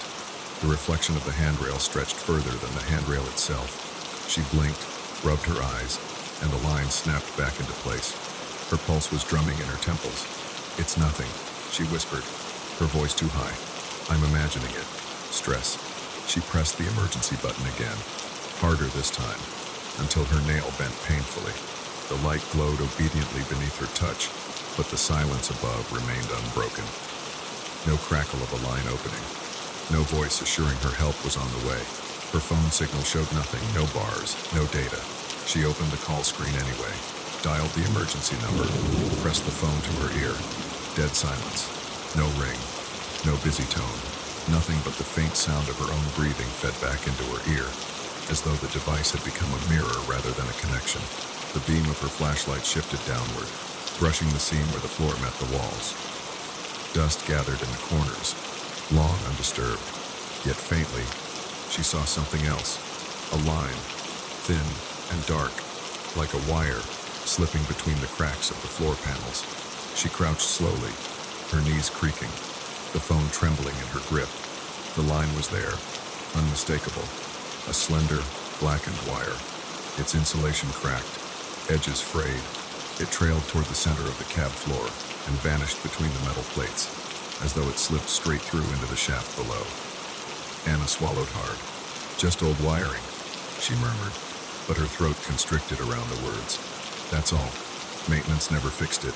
She reached out, her fingers hovering above it. The wire vibrated faintly, almost imperceptibly, but enough that she felt it through the air before she touched it. A hum thrummed along its length, low and steady, in rhythm with her own pulse. Her hand snapped back. The air shifted suddenly. Stale warmth replaced by a draft so sharp it raised gooseflesh on her arms, but there was no vent, no opening for wind to slip through. The cab was sealed. The phone beam flickered as the battery dipped, and in that flicker she thought she saw something. The reflection of the wire on the metal wall stretched upward, higher than the wire itself, like a shadow lifting its head. Anna staggered back to her feet, pressing herself against the corner. Her chest heaved, shallow and panicked. The whisper came again, softer this time, but closer, brushing just against the shell of her ear. One. She spun, the phone beam cutting across empty walls. No one. Nothing. Her breath tore out of her, ragged. She pressed the flat of her hand to the control panel, smearing sweat. Come on, she hissed. She jabbed the buttons at random lobby ground close, open. The lights flared briefly under her fingers, but the cab remained dead, inert. Her reflection in the brushed steel doors wavered faintly, as though caught beneath water. The eyes staring back at her seemed wider than hers, red-rimmed, frantic. She took a step closer, peering into the distorted metal. Her reflection tilted its head slightly, just a fraction, but she hadn't moved. Anna stumbled back so quickly she slammed into the wall, pain jarring her shoulder. No, she gasped. No, no, no. The air thickened again, pressing like wet cloth against her mouth and nose. Each breath was harder to draw. Her phone buzzed faintly in her hand, though no notification appeared. The hum of the wire deepened, rising like a voice just below hearing, and then faintly, beneath the hum, a layered murmur. Not one voice, many. Fragments of words surfaced in the static of sound. Don't stay. Get out. Too late. Run. Her knees buckled. She sank to the floor, curling the phone close to her chest, rocking as the whispers pressed in from every side. She whispered back, desperate, shaking her head. I can't run. There's nowhere to go. For a heartbeat silence. Then, softly, from beneath the floor, as though spoken through the wire itself, we couldn't either. The elevator groaned, its walls shuddering, dust drifting from the ceiling. The sensation was unmistakable. The cab was not resting still. It was breathing, expanding, contracting, as though it had lungs of its own. Anna pressed her forehead to her knees, squeezing her eyes shut, whispering to herself in broken gasps. It's not real. It's not real. It's not real. It's not real. But when she opened them again, the phone beam caught the wire along the floor. It had moved. Now it stretched further into the cab, curling like a thin black finger toward her shoes. The wire lay against the cab floor like a vein exposed, black and frayed, stretching further than it had moments before. Anna's breath shuddered out of her, catching in her throat. She pressed herself against the wall, but the cab was too small, the walls too close, the air too heavy. No matter where she moved, the wire seemed to inch toward her, subtle and slow, as though it were testing the distance. The phone beam wavered in her trembling hand, the cone of light jittering across the metal walls. Shadows stretched unnaturally long in its glow. The brushed steel reflected her outline in warped, liquid shapes, her face rippling, her mouth opening and closing slightly out of sync with her own. She whispered to herself, her voice breaking, "It's nothing. Just a cable. Just a..." The floor shuddered violently, cutting her words short. The entire cab jolted as though struck from below. Her knees buckled and she slammed to the ground, her phone clattering across the floor. The light rolled wildly, cutting across ceiling, walls, and the dark seam beneath the doors. Dust rained down from above. Then, as suddenly as it had started, the elevator stopped.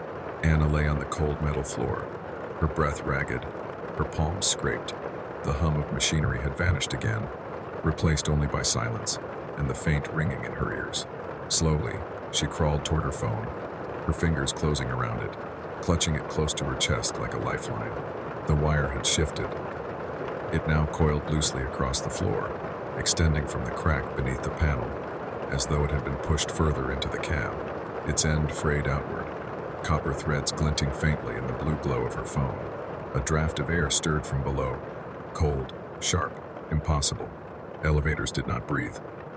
Yet the air rose steadily, carrying with it a faint smell, not quite metallic, not quite earthy, but something in between.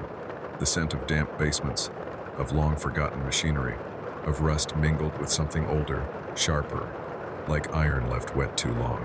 Anna's lips parted in disbelief. No, this isn't real.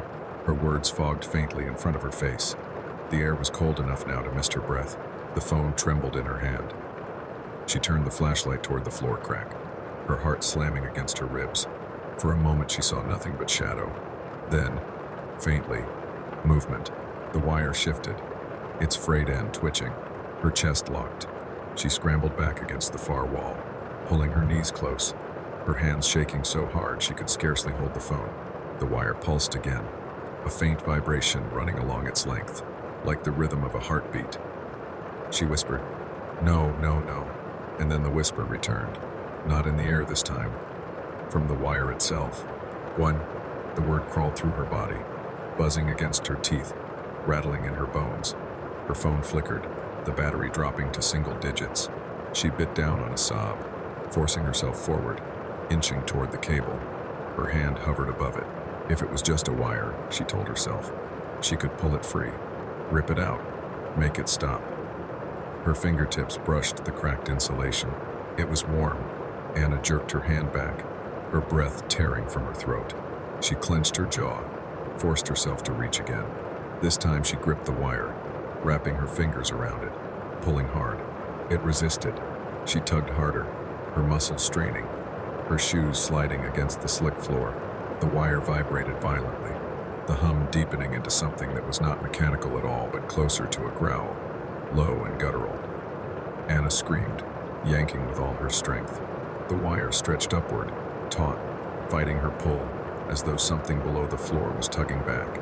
Her hands burned where the cracked insulation tore at her palms.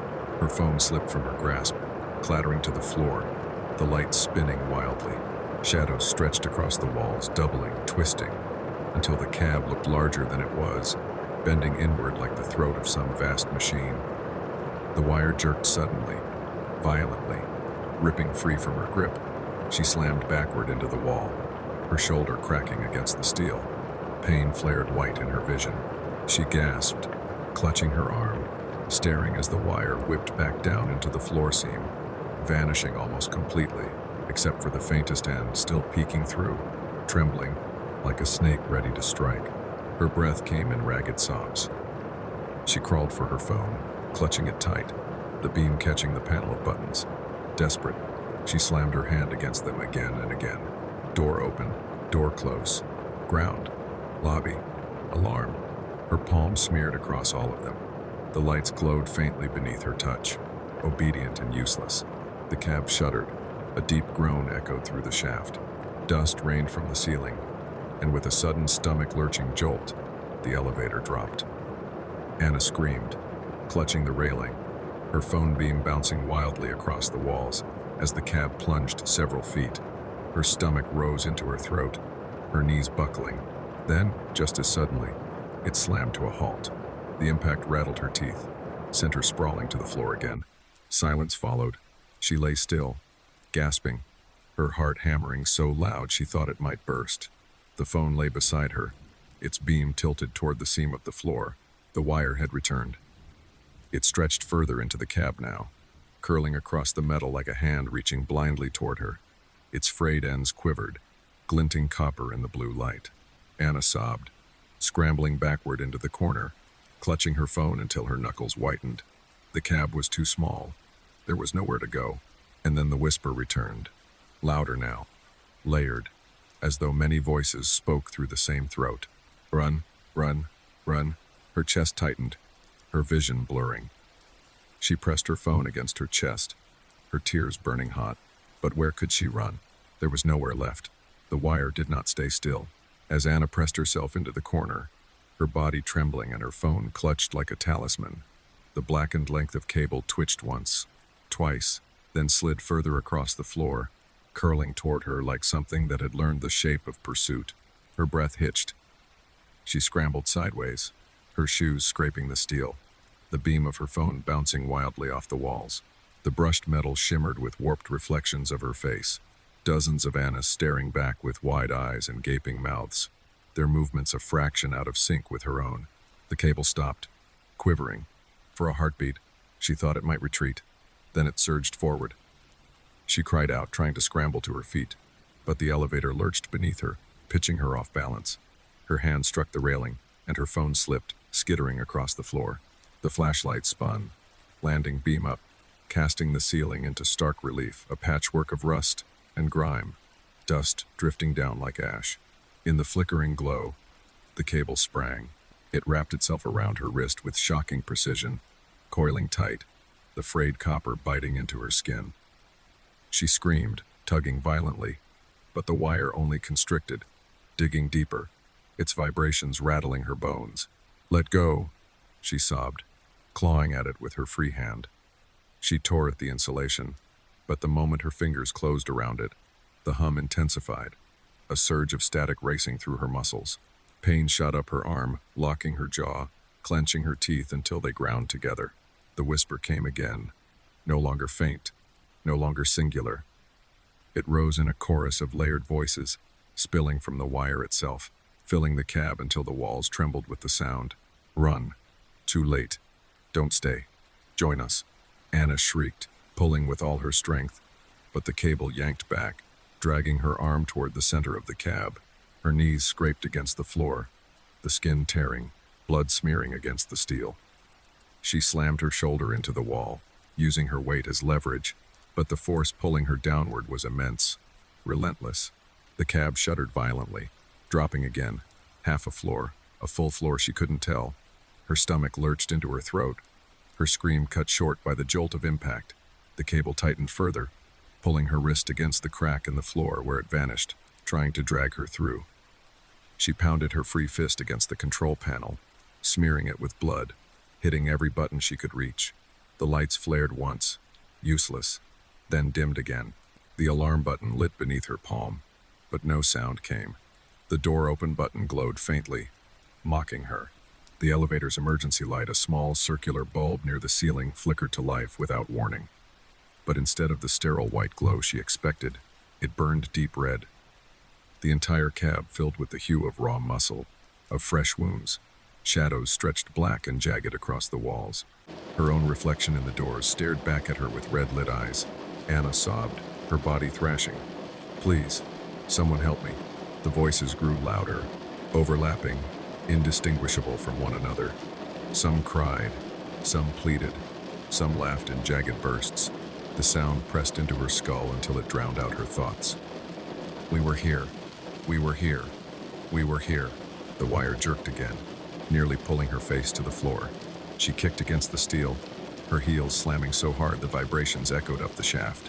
Her vision blurred with tears. The copper strands sliced into her wrist, drawing thin lines of blood that dripped down onto the floor. The liquid spread across the steel in streaks, running toward the center crack where the wire drank it greedily, pulsing brighter with each drop. Anna gagged on her own sobs, her throat raw. She tried to wedge her free hand between the wire and her skin, crying desperately. The copper burned cold, shocking her fingertips until she screamed again, and then a different voice cut through the chorus. Not layered, not fractured. Clear. Close. Stop struggling. Anna froze, chest heaving. She turned her head wildly, searching the corners of the cab, but there was no one. Only the wire, tightening, pulling. The voice came again, softer, almost kind. It's easier if you don't fight. Her stomach twisted. No, I'm not, I won't. The cab jerked again, plunging a few more feet before catching itself. The red light flared brighter, flooding every seam, every corner, until the air itself seemed painted with blood. The wire pulled harder, dragging her closer to the crack. Her face hovered inches above the floor, her cheek brushing the cold metal. She could smell it now, the faint ozone of electricity. Yes, but beneath it, the unmistakable copper tang of blood. Her tears streaked down, falling onto the floor beside her cheek, sliding toward the crack where the wire drank them too. The chorus swelled again. Dozens of voices tangled together. Some screamed for her to resist. Others urged her to give in. The cab vibrated with their desperation, their grief. It takes us all. Don't fight. No escape. Run. Run. Anna squeezed her eyes shut, her mind reeling, her lungs burning. She thought of her office desk, the half-finished reports, the mug of coffee she had left behind still half full and cooling. She thought of her apartment, the blankets on her bed, the faint hum of her fridge, the small ordinariness of life she might never see again. No, she whispered, her voice trembling. I won't be part of this. With a sudden ragged cry, she twisted her body violently, kicking upward at the wall with all the strength she had left. The cab rattled, the railing groaned, and the wire loosened only slightly, but enough. She wrenched her wrist free, tearing the copper strands across her skin. Blood sprayed in thin arcs, her scream piercing the cacophony. The wire recoiled, snapping back into the crack with a hiss. The voices fell silent. The red emergency light flickered, dimmed, then steadied again. The cab trembled beneath her, still, waiting. Anna slumped against the wall, clutching her torn wrist, sobbing in jagged breaths. The blood smeared across her palm was already drying, thick and sticky. She pressed it to her chest, rocking back and forth. For a moment, only silence. Then faintly, softly, beneath the floor, you can't run forever. The cab shuddered again, dust raining down. Anna screamed, lurching toward the control panel, slamming her palm against the door close button again and again. Though the doors were already sealed, she hit every button she could reach, her blood smearing the glowing lights. The cab dropped again, faster this time. The elevator dropped so suddenly Anna felt her stomach rise into her throat. Her scream tore through the red-tinged air, ragged and raw, her body thrown weightless for a heartbeat before the cab caught itself with a bone-jarring slam. The impact knocked her to the floor, pain rippling up her side. She lay there gasping, her palms slick with blood, her eyes wide, waiting for the next plunge. It came seconds later. The cab jolted again, rattling violently, the overhead bulb flickering deeper crimson. Shadows leapt across the walls, stretching long fingers that curled toward her. The hum returned low, guttural, vibrating up through the soles of her feet, through the bones of her legs. The wire twitched in the crack of the floor, its frayed end quivering like a tongue testing the air.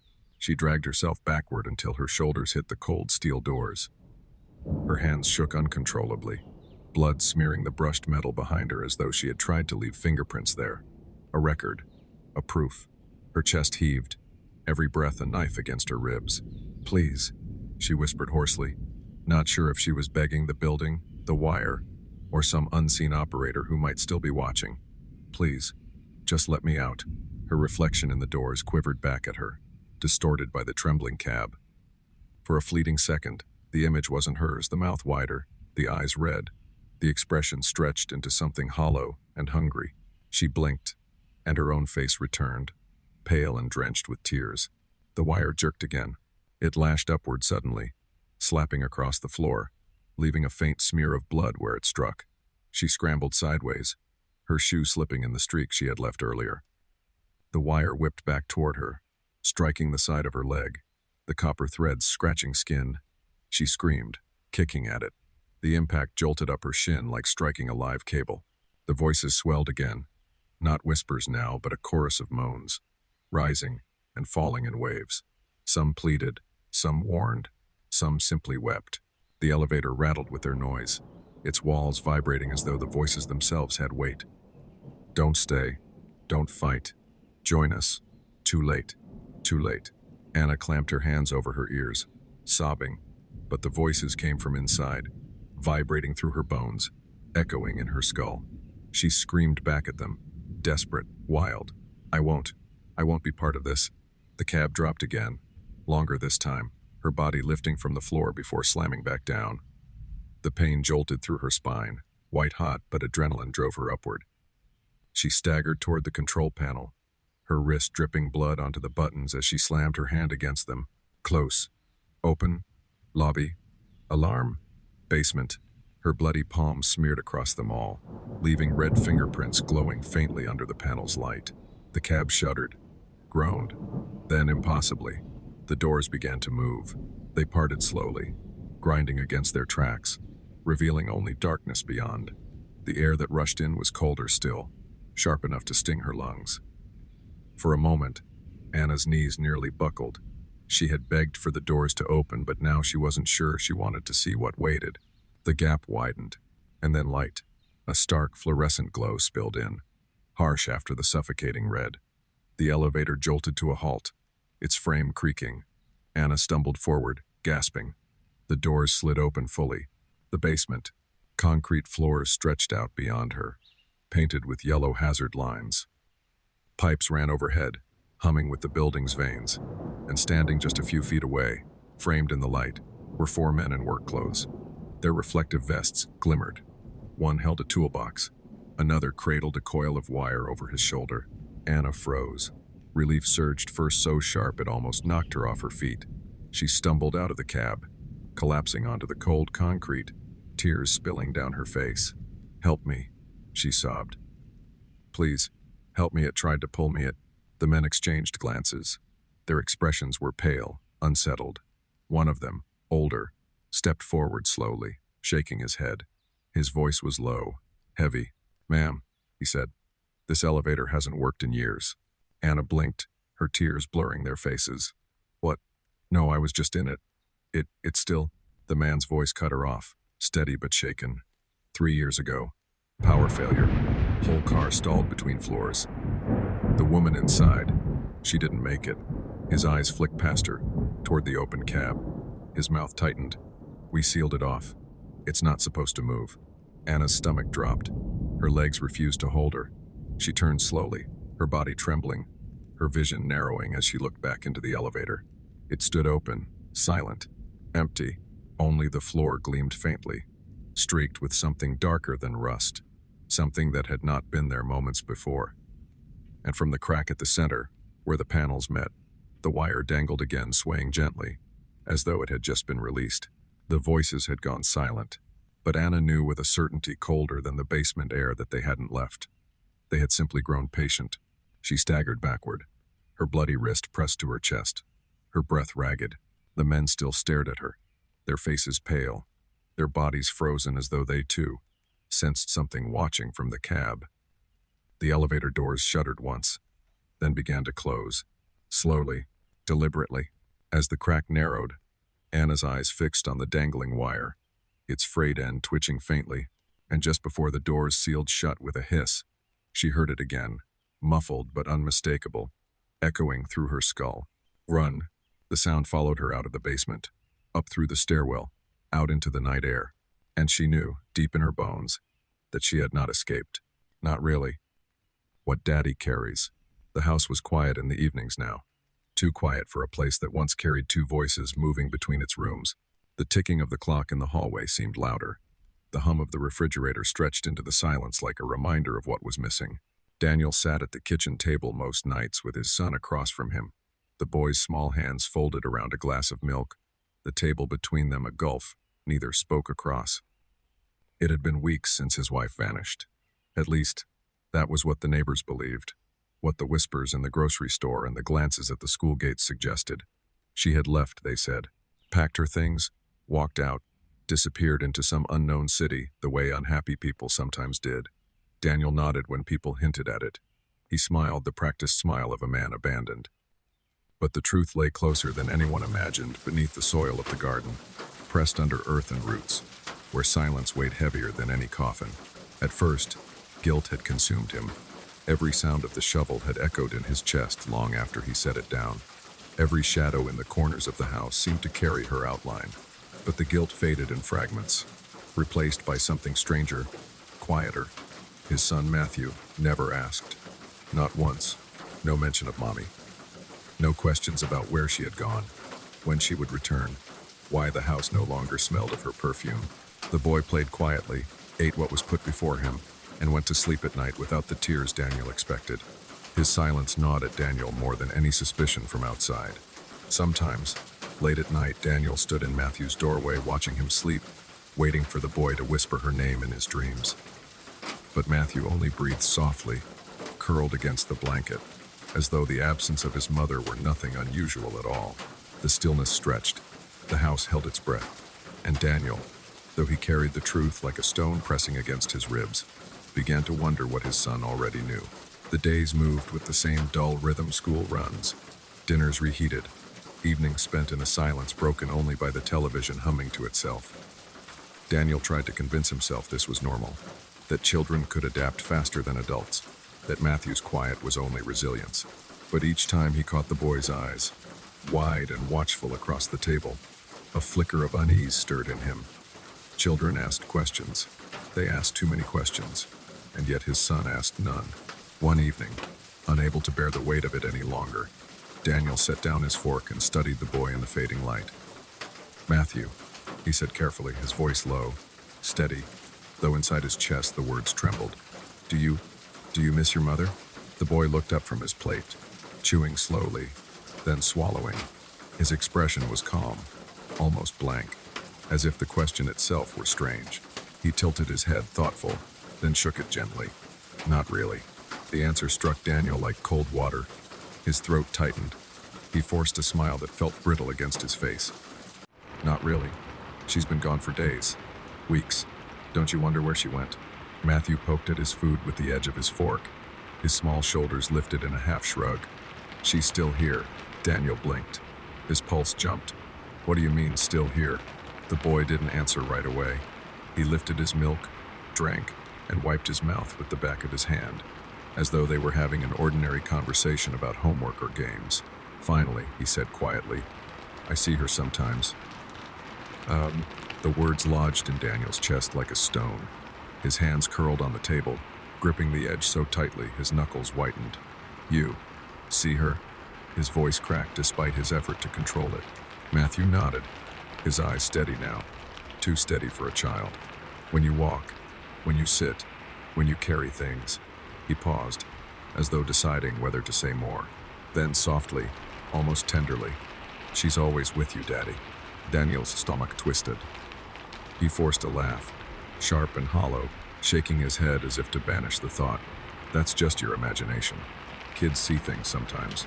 But Matthew only looked at him, calm and unblinking, as though what he had said was not imagination at all, but fact. The silence that followed pressed in heavier than the walls, heavier than the dirt in the garden. Later that night, lying awake in the dark, Daniel felt a pressure between his shoulder blades, something that wasn't quite pain, wasn't quite weight, but an awareness, as though someone leaned there, softly, their breath warm against the back of his neck. He did not move. He did not dare. The house began to change, or perhaps it was only Daniel who noticed what had always been there. A shadow crossing the hallway when no one walked. The faint creak of the stairs under a weight that wasn't his. The scent of lavender soap drifting faintly through the bedroom at night, gone again by morning. He told himself it was memory, that grief left its fingerprints on the senses, but deep down he knew better. It was in the mirror first. Shaving one morning, he caught the flicker of another face behind his shoulder, pale, blurred, too quick to grasp. He spun around, razor still in hand, but the bathroom was empty. Only his son's toothbrush stood in its cup, silent witness. His heart thudded hard enough to make the mirror tremble in its frame. Later, he felt it in his body, a stiffness in his back, as though carrying something heavy though his arms were empty. He would rise from the couch and feel his balance shift strangely, as though another weight clung to him. Once, climbing the stairs, he stumbled, nearly falling. Because the sensation of someone pressing against his shoulders was so vivid, he had reached back instinctively to steady them. His hand closed on nothing but air. Matthew watched all of this quietly. At the dinner table, in the living room, while Daniel moved through the house, the boy's eyes followed him. There was no fear in them, only a strange calm, as though he saw more than his father did, as though he was waiting for Daniel to admit what he already knew. "Why do you keep staring at me?" Daniel snapped one evening, his voice sharp enough to echo in the small kitchen. Matthew didn't flinch. He tilted his head, fork still in his hand. "I'm not staring at you." Daniel's chest tightened. "Then what are you looking at?" The boy's gaze shifted, just slightly, to the space over Daniel's shoulder. His eyes softened, as though meeting someone else's. He smiled faintly, the kind of smile a child gives a parent when they feel safe. Daniel's skin prickled. He turned sharply, but the corner of the room was empty, shadows stretching still and silent. That night, he dreamed of digging again, the shovel biting into the soil, the earth resisting him. He woke with dirt under his nails, though he hadn't stepped outside all day. When he went to strip the sheets, his back ached with a dull pressure, and as he bent forward, he swore he felt breath brush his neck, warm and steady, as if someone leaned there to rest. He froze, his body stiff, his eyes closing tight. Behind him, the house sighed softly, wood shifting under an invisible weight. And through it all, the steady gaze of his son followed him, patient, unblinking, as though waiting for him to confess what he carried. The pressure grew heavier with each passing day. Daniel no longer moved through the house alone. He carried something with him always, though his arms were empty, though his shoulders bent only under an unseen weight. It was there when he sat at the table, his back pressed strangely into the chair as though another body leaned against him. It was there on the stairs, when every step felt doubled, as if he climbed not for himself but for two. And it was there in his dreams, where the earth opened again and again, and hands reached up from the soil to cling to him. He tried to ignore it, but the mirrors betrayed him. One night, in the dim hallway, he caught sight of himself reflected in the glass. At first he thought it was only the angle of the light, but no, there it was. Something hunched across his back, a pale shape clinging to his shoulders, its face half hidden in the curve of his neck. He froze, breath locked in his chest, eyes wide. The figure's head shifted, just enough to reveal the faint outline of a mouth curled into a smile too wide, too knowing. He spun around, but the hallway was empty. When he looked back, the mirror showed only himself sweating, shaking, with his shirt clinging damp against his back. That night he could not sleep. He sat in the living room, lights off, silence pressing against him. Matthew padded in softly, dragging his blanket, and stood at the doorway. "Daddy," the boy whispered, "why don't you sit down? You're making her tired." Daniel's blood went cold. He forced a laugh, sharp and brittle. "Who, Matthew? Who are you talking about?" The boy blinked at him, his small face calm, his eyes far older than his years. "Mommy." Daniel's chest heaved, his hands clawed into the armrests. He wanted to deny it, to shout, to end this cruel illusion. But before he could speak, he felt it, the unmistakable shift of weight on his back, as if someone adjusted themselves, tightening their hold around his shoulders. The air grew colder, a chill spreading down his spine. Matthew climbed onto the couch, settling beside him, his eyes never leaving that space just above Daniel's shoulder. He smiled faintly, as if reassured. "See? She's right there." Daniel's throat closed. He tried to rise, but his body wouldn't answer. His back burned with the press of phantom limbs, the sensation of fingers curling lightly at his collarbone. He felt breath against his ear, warm, steady, intimate, as though someone leaned close to whisper. The house seemed to hold still, every clock and pipe and settling board pausing in its rhythm, as though listening. Daniel shut his eyes, his voice trembling in the dark. "What do you want from me?" There was no reply, only the faint pressure of a smile against his skin, and Matthew, sitting quietly beside him, nodded as though he had heard the answer himself. The house no longer pretended. Every corner seemed to breathe with her presence now, every mirror ready to betray the weight Daniel carried. He woke each morning with his muscles aching as though he had worked all night, as though the act of standing, walking, breathing had become labor under an unseen burden. He stopped looking at his reflection. He stopped asking Matthew questions he no longer wanted answered, but he felt her, always. The curve of her chin against his shoulder, the faint tug of her hair brushing his neck, the way his balance tilted, as though accommodating another body pressed against him. Sometimes when he lay down, he could not roll onto his back, as if the space were already occupied. Sometimes, in the stillness, he swore he could hear her breathing, perfectly in rhythm with his own. One evening, as the last light drained from the windows and the house settled into its night silence, Daniel found himself sitting at the kitchen table again. Matthew sat across from him, drawing quietly, the scratch of pencil against paper steady and calm. Daniel watched him for a long while, the boy's small shoulders, his steady hand.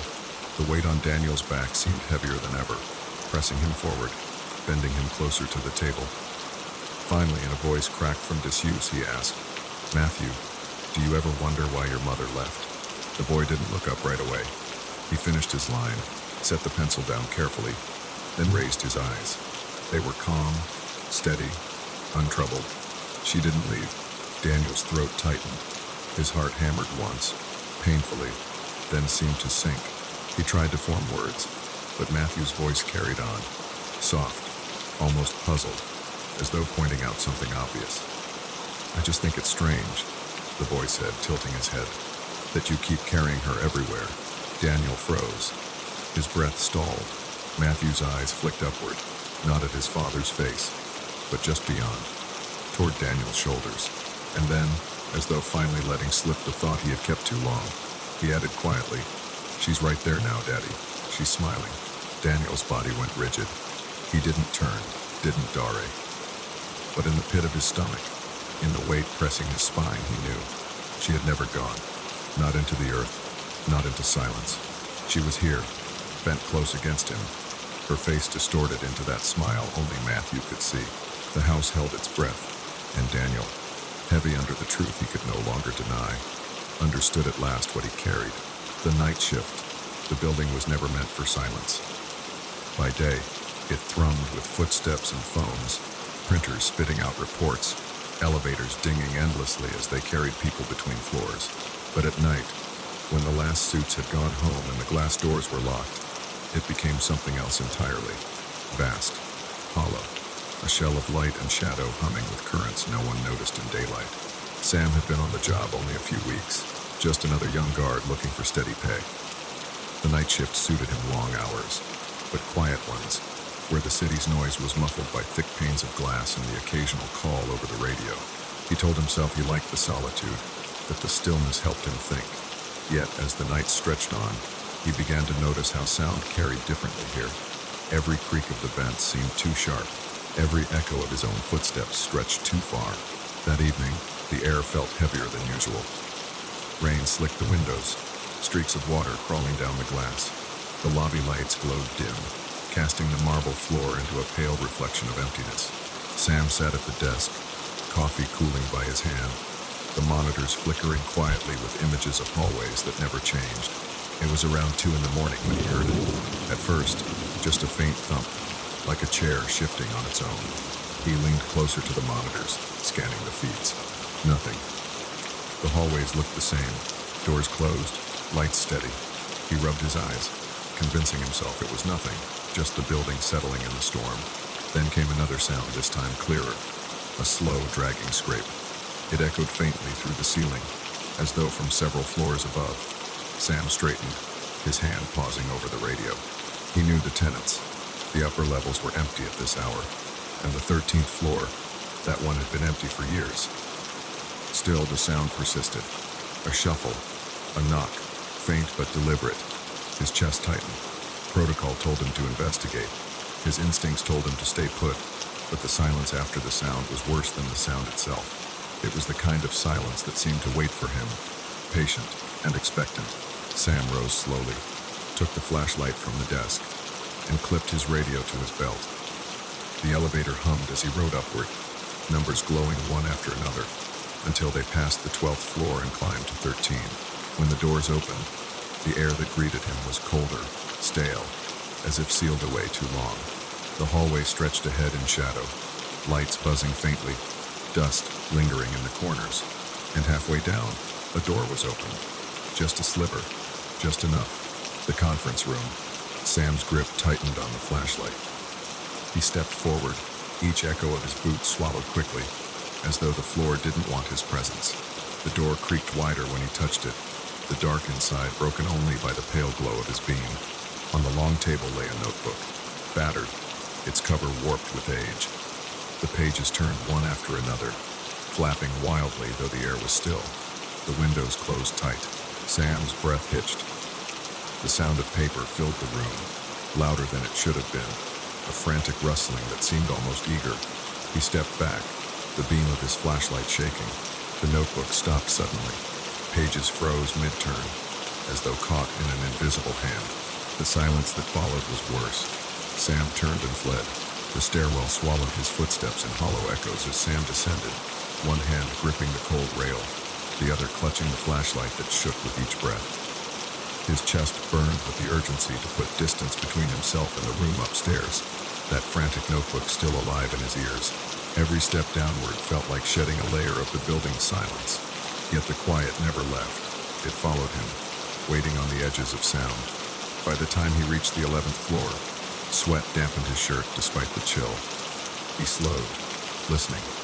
Nothing but the steady hum of the lights overhead, the faint groan of pipes in the walls. He forced himself to keep going, his boots thudding against the steps in a rhythm that almost convinced him he wasn't alone. Then he rounded the corner onto the landing for the 10th floor and stopped. Someone was standing there.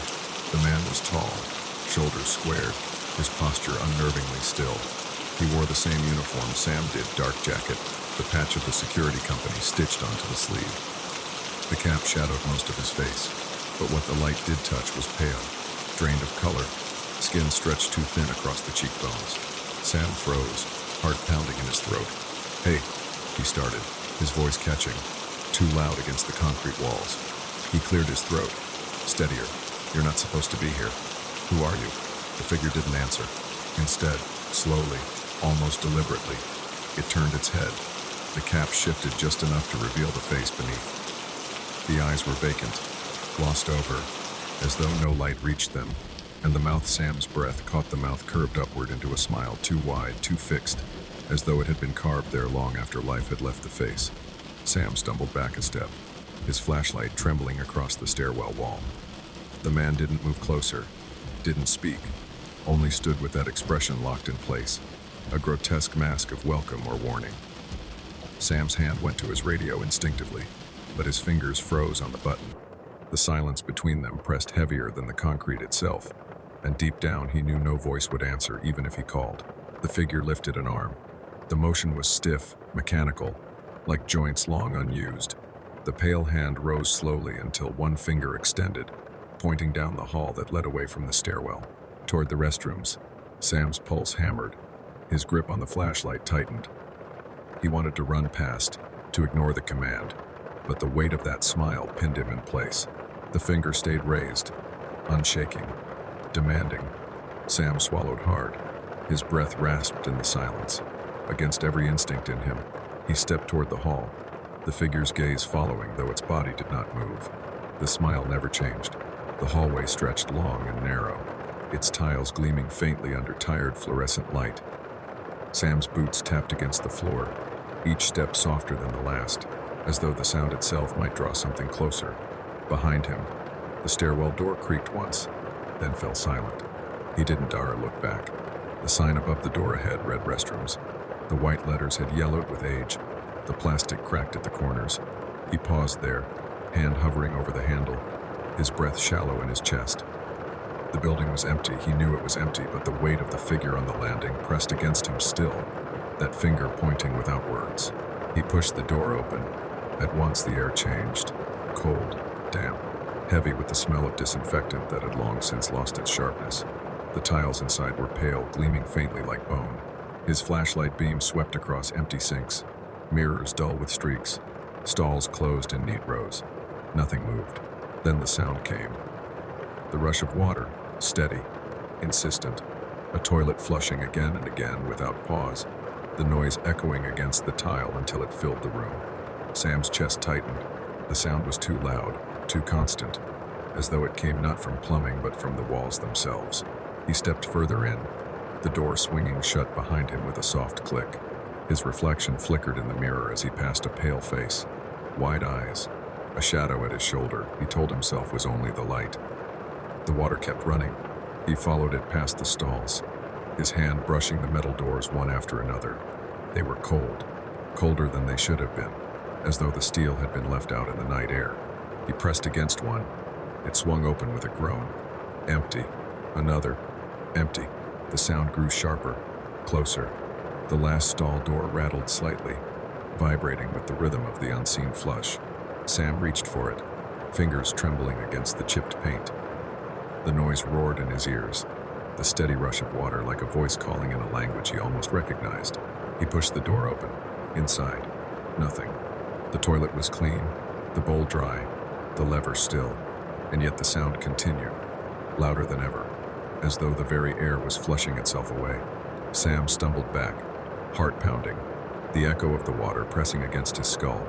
He turned, ready to leave, but froze at the sight of the door. It was no longer plain. A sign had been taped to it, yellow paper warped by moisture. In thick, uneven letters, it read, "Out of order," but water dripped across the ink, smearing it. The first word blurred, vanishing into streaks, leaving only one word legible, stark against the pale door. Order. The sound of water stopped. The silence that followed was absolute. The silence pressed down so hard it almost hummed, as though the air itself had weight. Sam stood frozen by the stall, his breath uneven, his eyes fixed on the dripping paper taped to the door. The single word order seemed to glow faintly, not with light but with insistence, a command etched deeper than ink. He forced himself to turn toward the sinks, to steady his hands under cold water, to shake off the illusion that the room itself was alive. But the faucets gleamed dark, their handles untouched.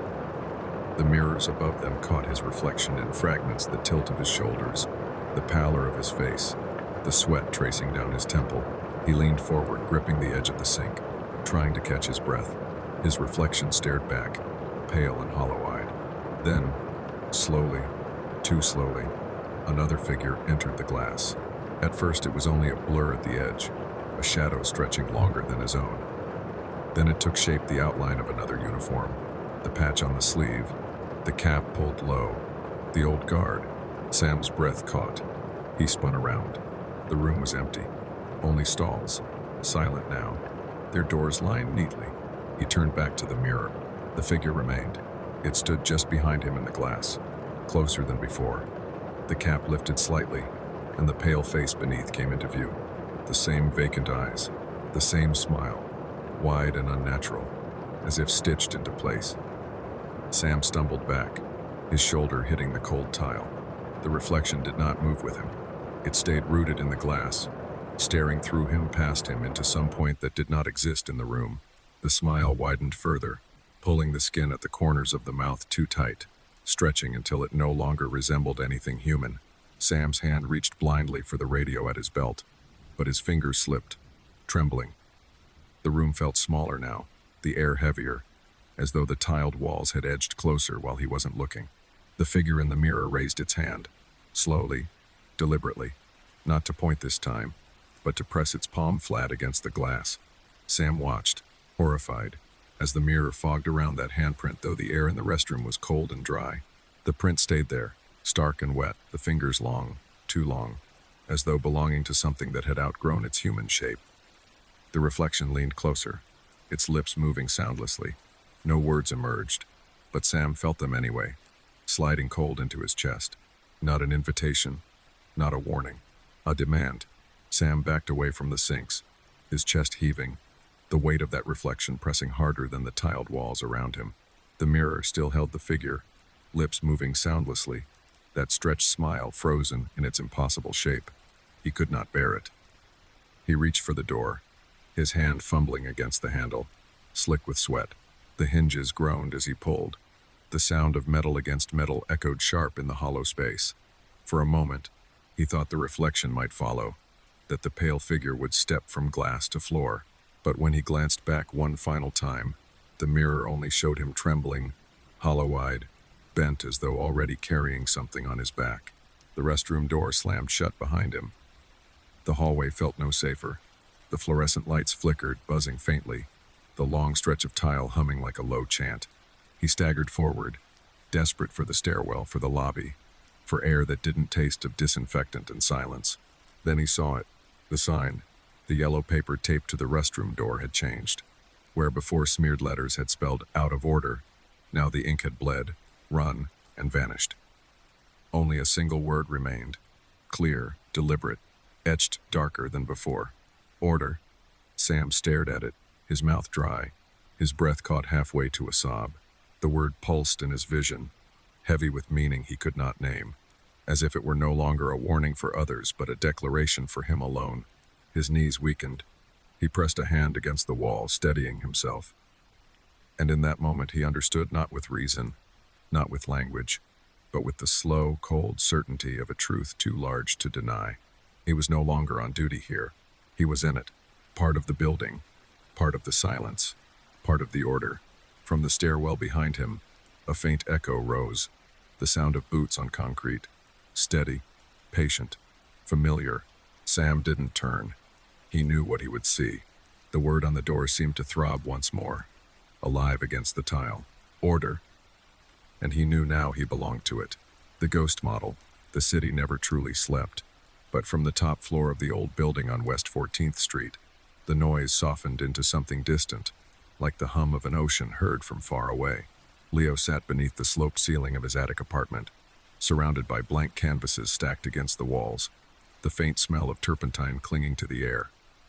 His final semester at the academy was slipping away, and with it the pressure of a project that would decide his future. He told himself he needed inspiration. A face, a figure, something alive to anchor his work. Nights stretched long with coffee cooling on the desk, sketches crumpled and tossed aside, the silence broken only by the restless scratching of charcoal against paper. But each attempt felt hollow, as if the room itself rejected what he tried to make. It was just past midnight when the knock came. Soft, deliberate, too polite to be mistaken for the wind rattling the old windows. Leo frowned, wiping paint from his hands, and crossed the narrow space to the door. When he opened it, she was standing there, a young woman, beautiful in a way that was difficult to place. Her hair fell in dark waves over her shoulders, her eyes luminous even in the dim light of the hallway.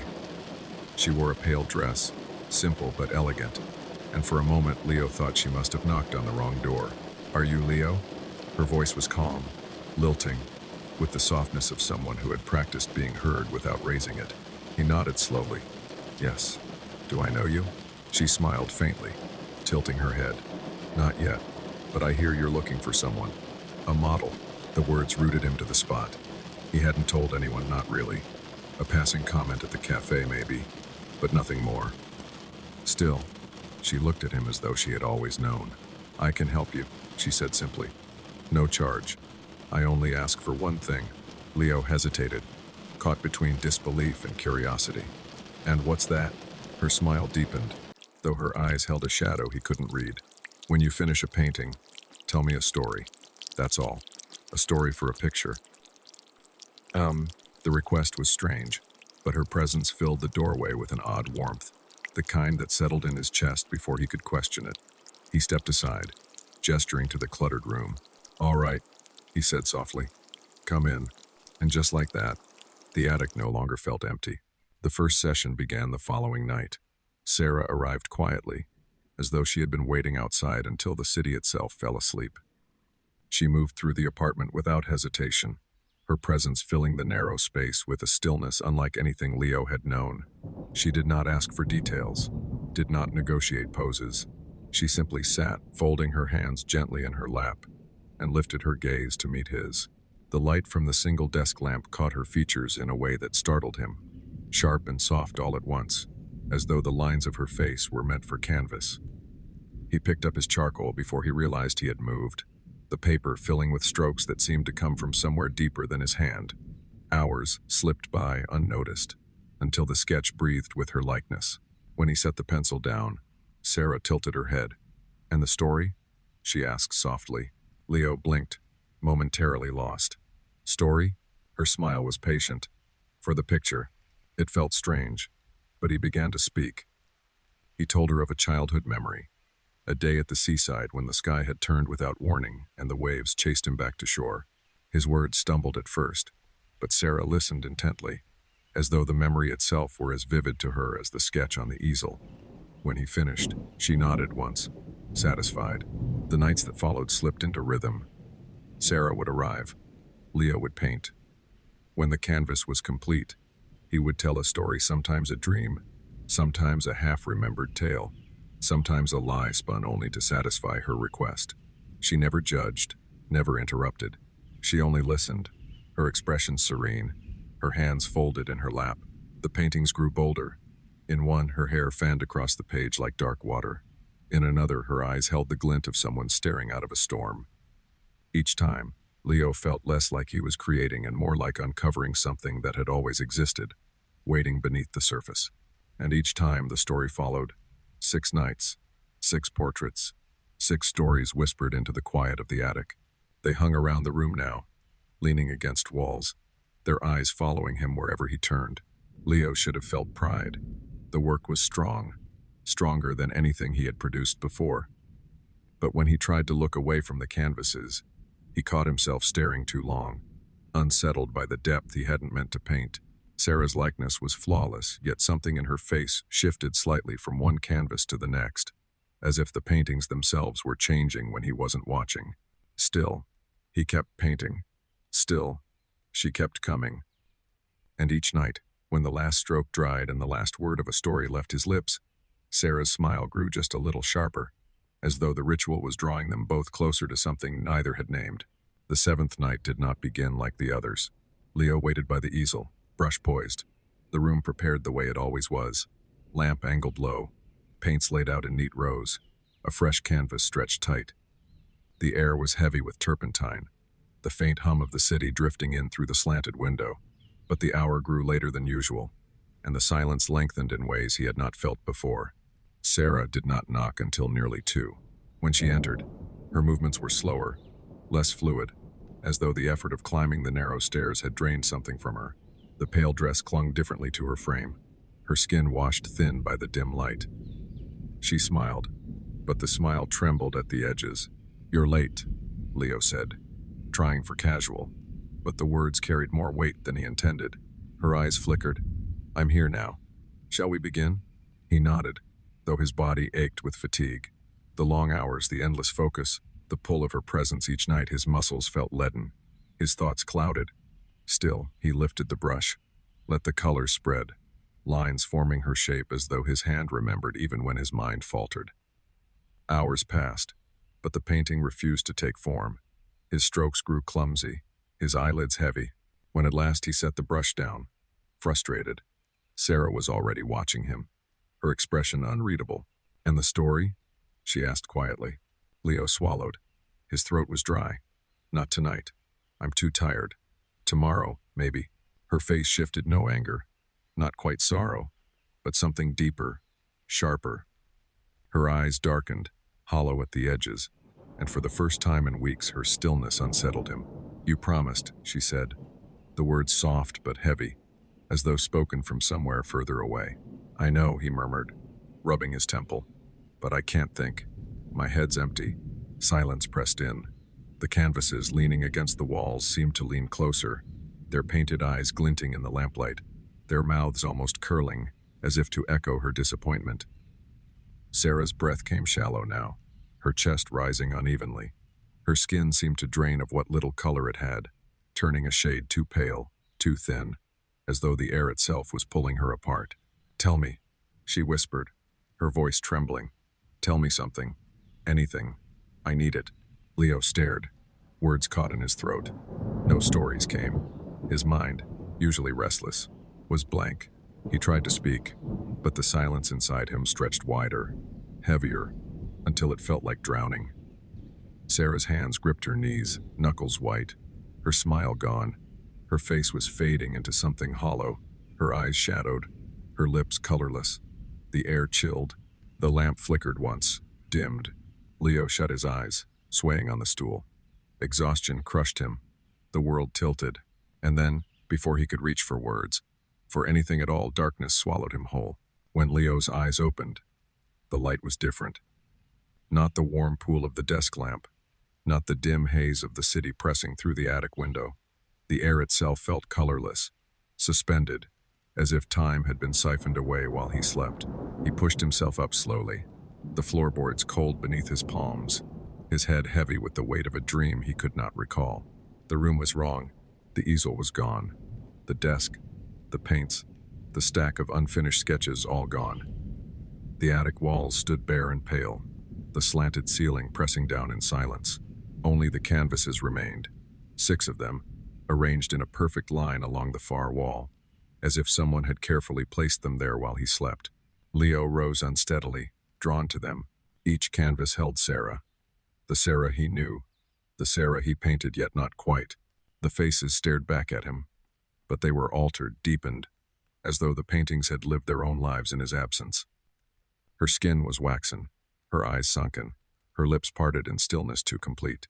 The longer he looked, the clearer it became. These were not portraits of a living woman. They were likenesses of the dead. Leo staggered back, his hand flying to his mouth. His heart pounded, thudding against the silence, as though trying to break free. He turned toward the door, desperate to leave, but the floor seemed to stretch beneath him, every step slower than the last, as if the room itself wanted to keep him. He spun again, and his breath caught. A 7th canvas leaned against the wall. The paint on it was wet, glistening in the dim light. He had no memory of painting it. The strokes were his, the colors his, but the image was wrong, terrifying in its clarity. Sarah's face stared out from the canvas, eyes wide, mouth frozen in a silent scream. Blood streaked across her features, pooling beneath her chin, staining the pale dress he had painted so many times before. And beside her, shadowed but unmistakable, stood a man. Leo knew that face. His own. The figure in the painting clutched a knife, its blade dripping red into the frame, the stain almost seeming to spread beyond the canvas itself. His features blurred in the edges, distorted by motion, but the shape was undeniable. It was him. Leo stumbled forward, whispering, "No, I didn't. I couldn't have." His voice fractured, lost in the stillness. Behind him, the faint sound of footsteps stirred, soft, patient, as though someone had been waiting all along for the story he failed to tell. Leo's breath rasped as he stared at the 7th canvas. The wet paint glistened, shadows bleeding into the whites of Sarah's eyes, her terror suspended in color, and there, beside her, the blurred figure with his face, the knife raised. The blood dripping looked as though it was caught in motion, a frame of violence frozen mid-stroke. But then he noticed it. The man in the painting was no longer still. The outline of the figure shifted, almost imperceptibly at first, a trembling in the brushstrokes, a quiver in the shadow. The paint rippled, as though still drying, but he had not touched a brush. He stepped closer, his heart pounding, and the lines grew sharper, clearer. The blurred edges of the face began to resolve, the strokes smoothing into detail. His own eyes stared back at him from the canvas, now bloodshot, hollow, alive. "No," Leo whispered, reaching out as though to smear the paint, to undo what had already been made. His fingertips hovered just short of the surface, trembling in the cold air. The texture shifted beneath his gaze. The paint seemed to rise, to thicken, the canvas bulging forward with breath. He felt it before he touched it, the pull of the portrait, like gravity inverted, drawing him closer.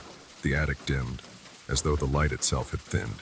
The 6 portraits on the wall stared with hollowed eyes, their gazes no longer painted but present, pressing him from every side. He tried to step back, but the floor felt unsteady, soft, as though he stood on stretched canvas instead of wood. The 7th painting opened, not with a tear, not with a sound, but with a silence that hollowed the room. The surface rippled once, then stilled. Sarah's painted face turned slightly, impossibly, her eyes shifting to meet his. They were wide, imploring, already trapped too long. And the figure beside her, the man who was him, smiled. Leo's cry caught in his throat. He staggered back, but the canvas swelled forward, air rushing against his skin, and the pull became unbearable. His vision blurred, the room smeared like wet pigment, and before he could draw another breath, the world tilted and folded. When silence settled again, the attic was empty. Only the canvases remained, 7 of them, lined against the wall. The 7th had dried now, the paint set, its image locked forever in place. Sarah's scream, her blood, the man with the knife. And between them, his eyes, Leo's, open wide, painted perfectly into a portrait that would never fade. And so the night has given you its share. 7 tales, 7 echoes, still circling in the dark like moths against a window. Perhaps you'll leave them here, at the edge of midnight. Or perhaps you'll carry them with you, tucked into the quiet corners of your mind, waiting to stir when the lights flicker, when the house groans, when a voice whispers your name and no one is there. Either way, the stories are yours now. This frequency will fall silent until next time. But the dark never really goes quiet, does it? It just waits for you to listen again. Good night, and may your sleep be deeper than the shadows.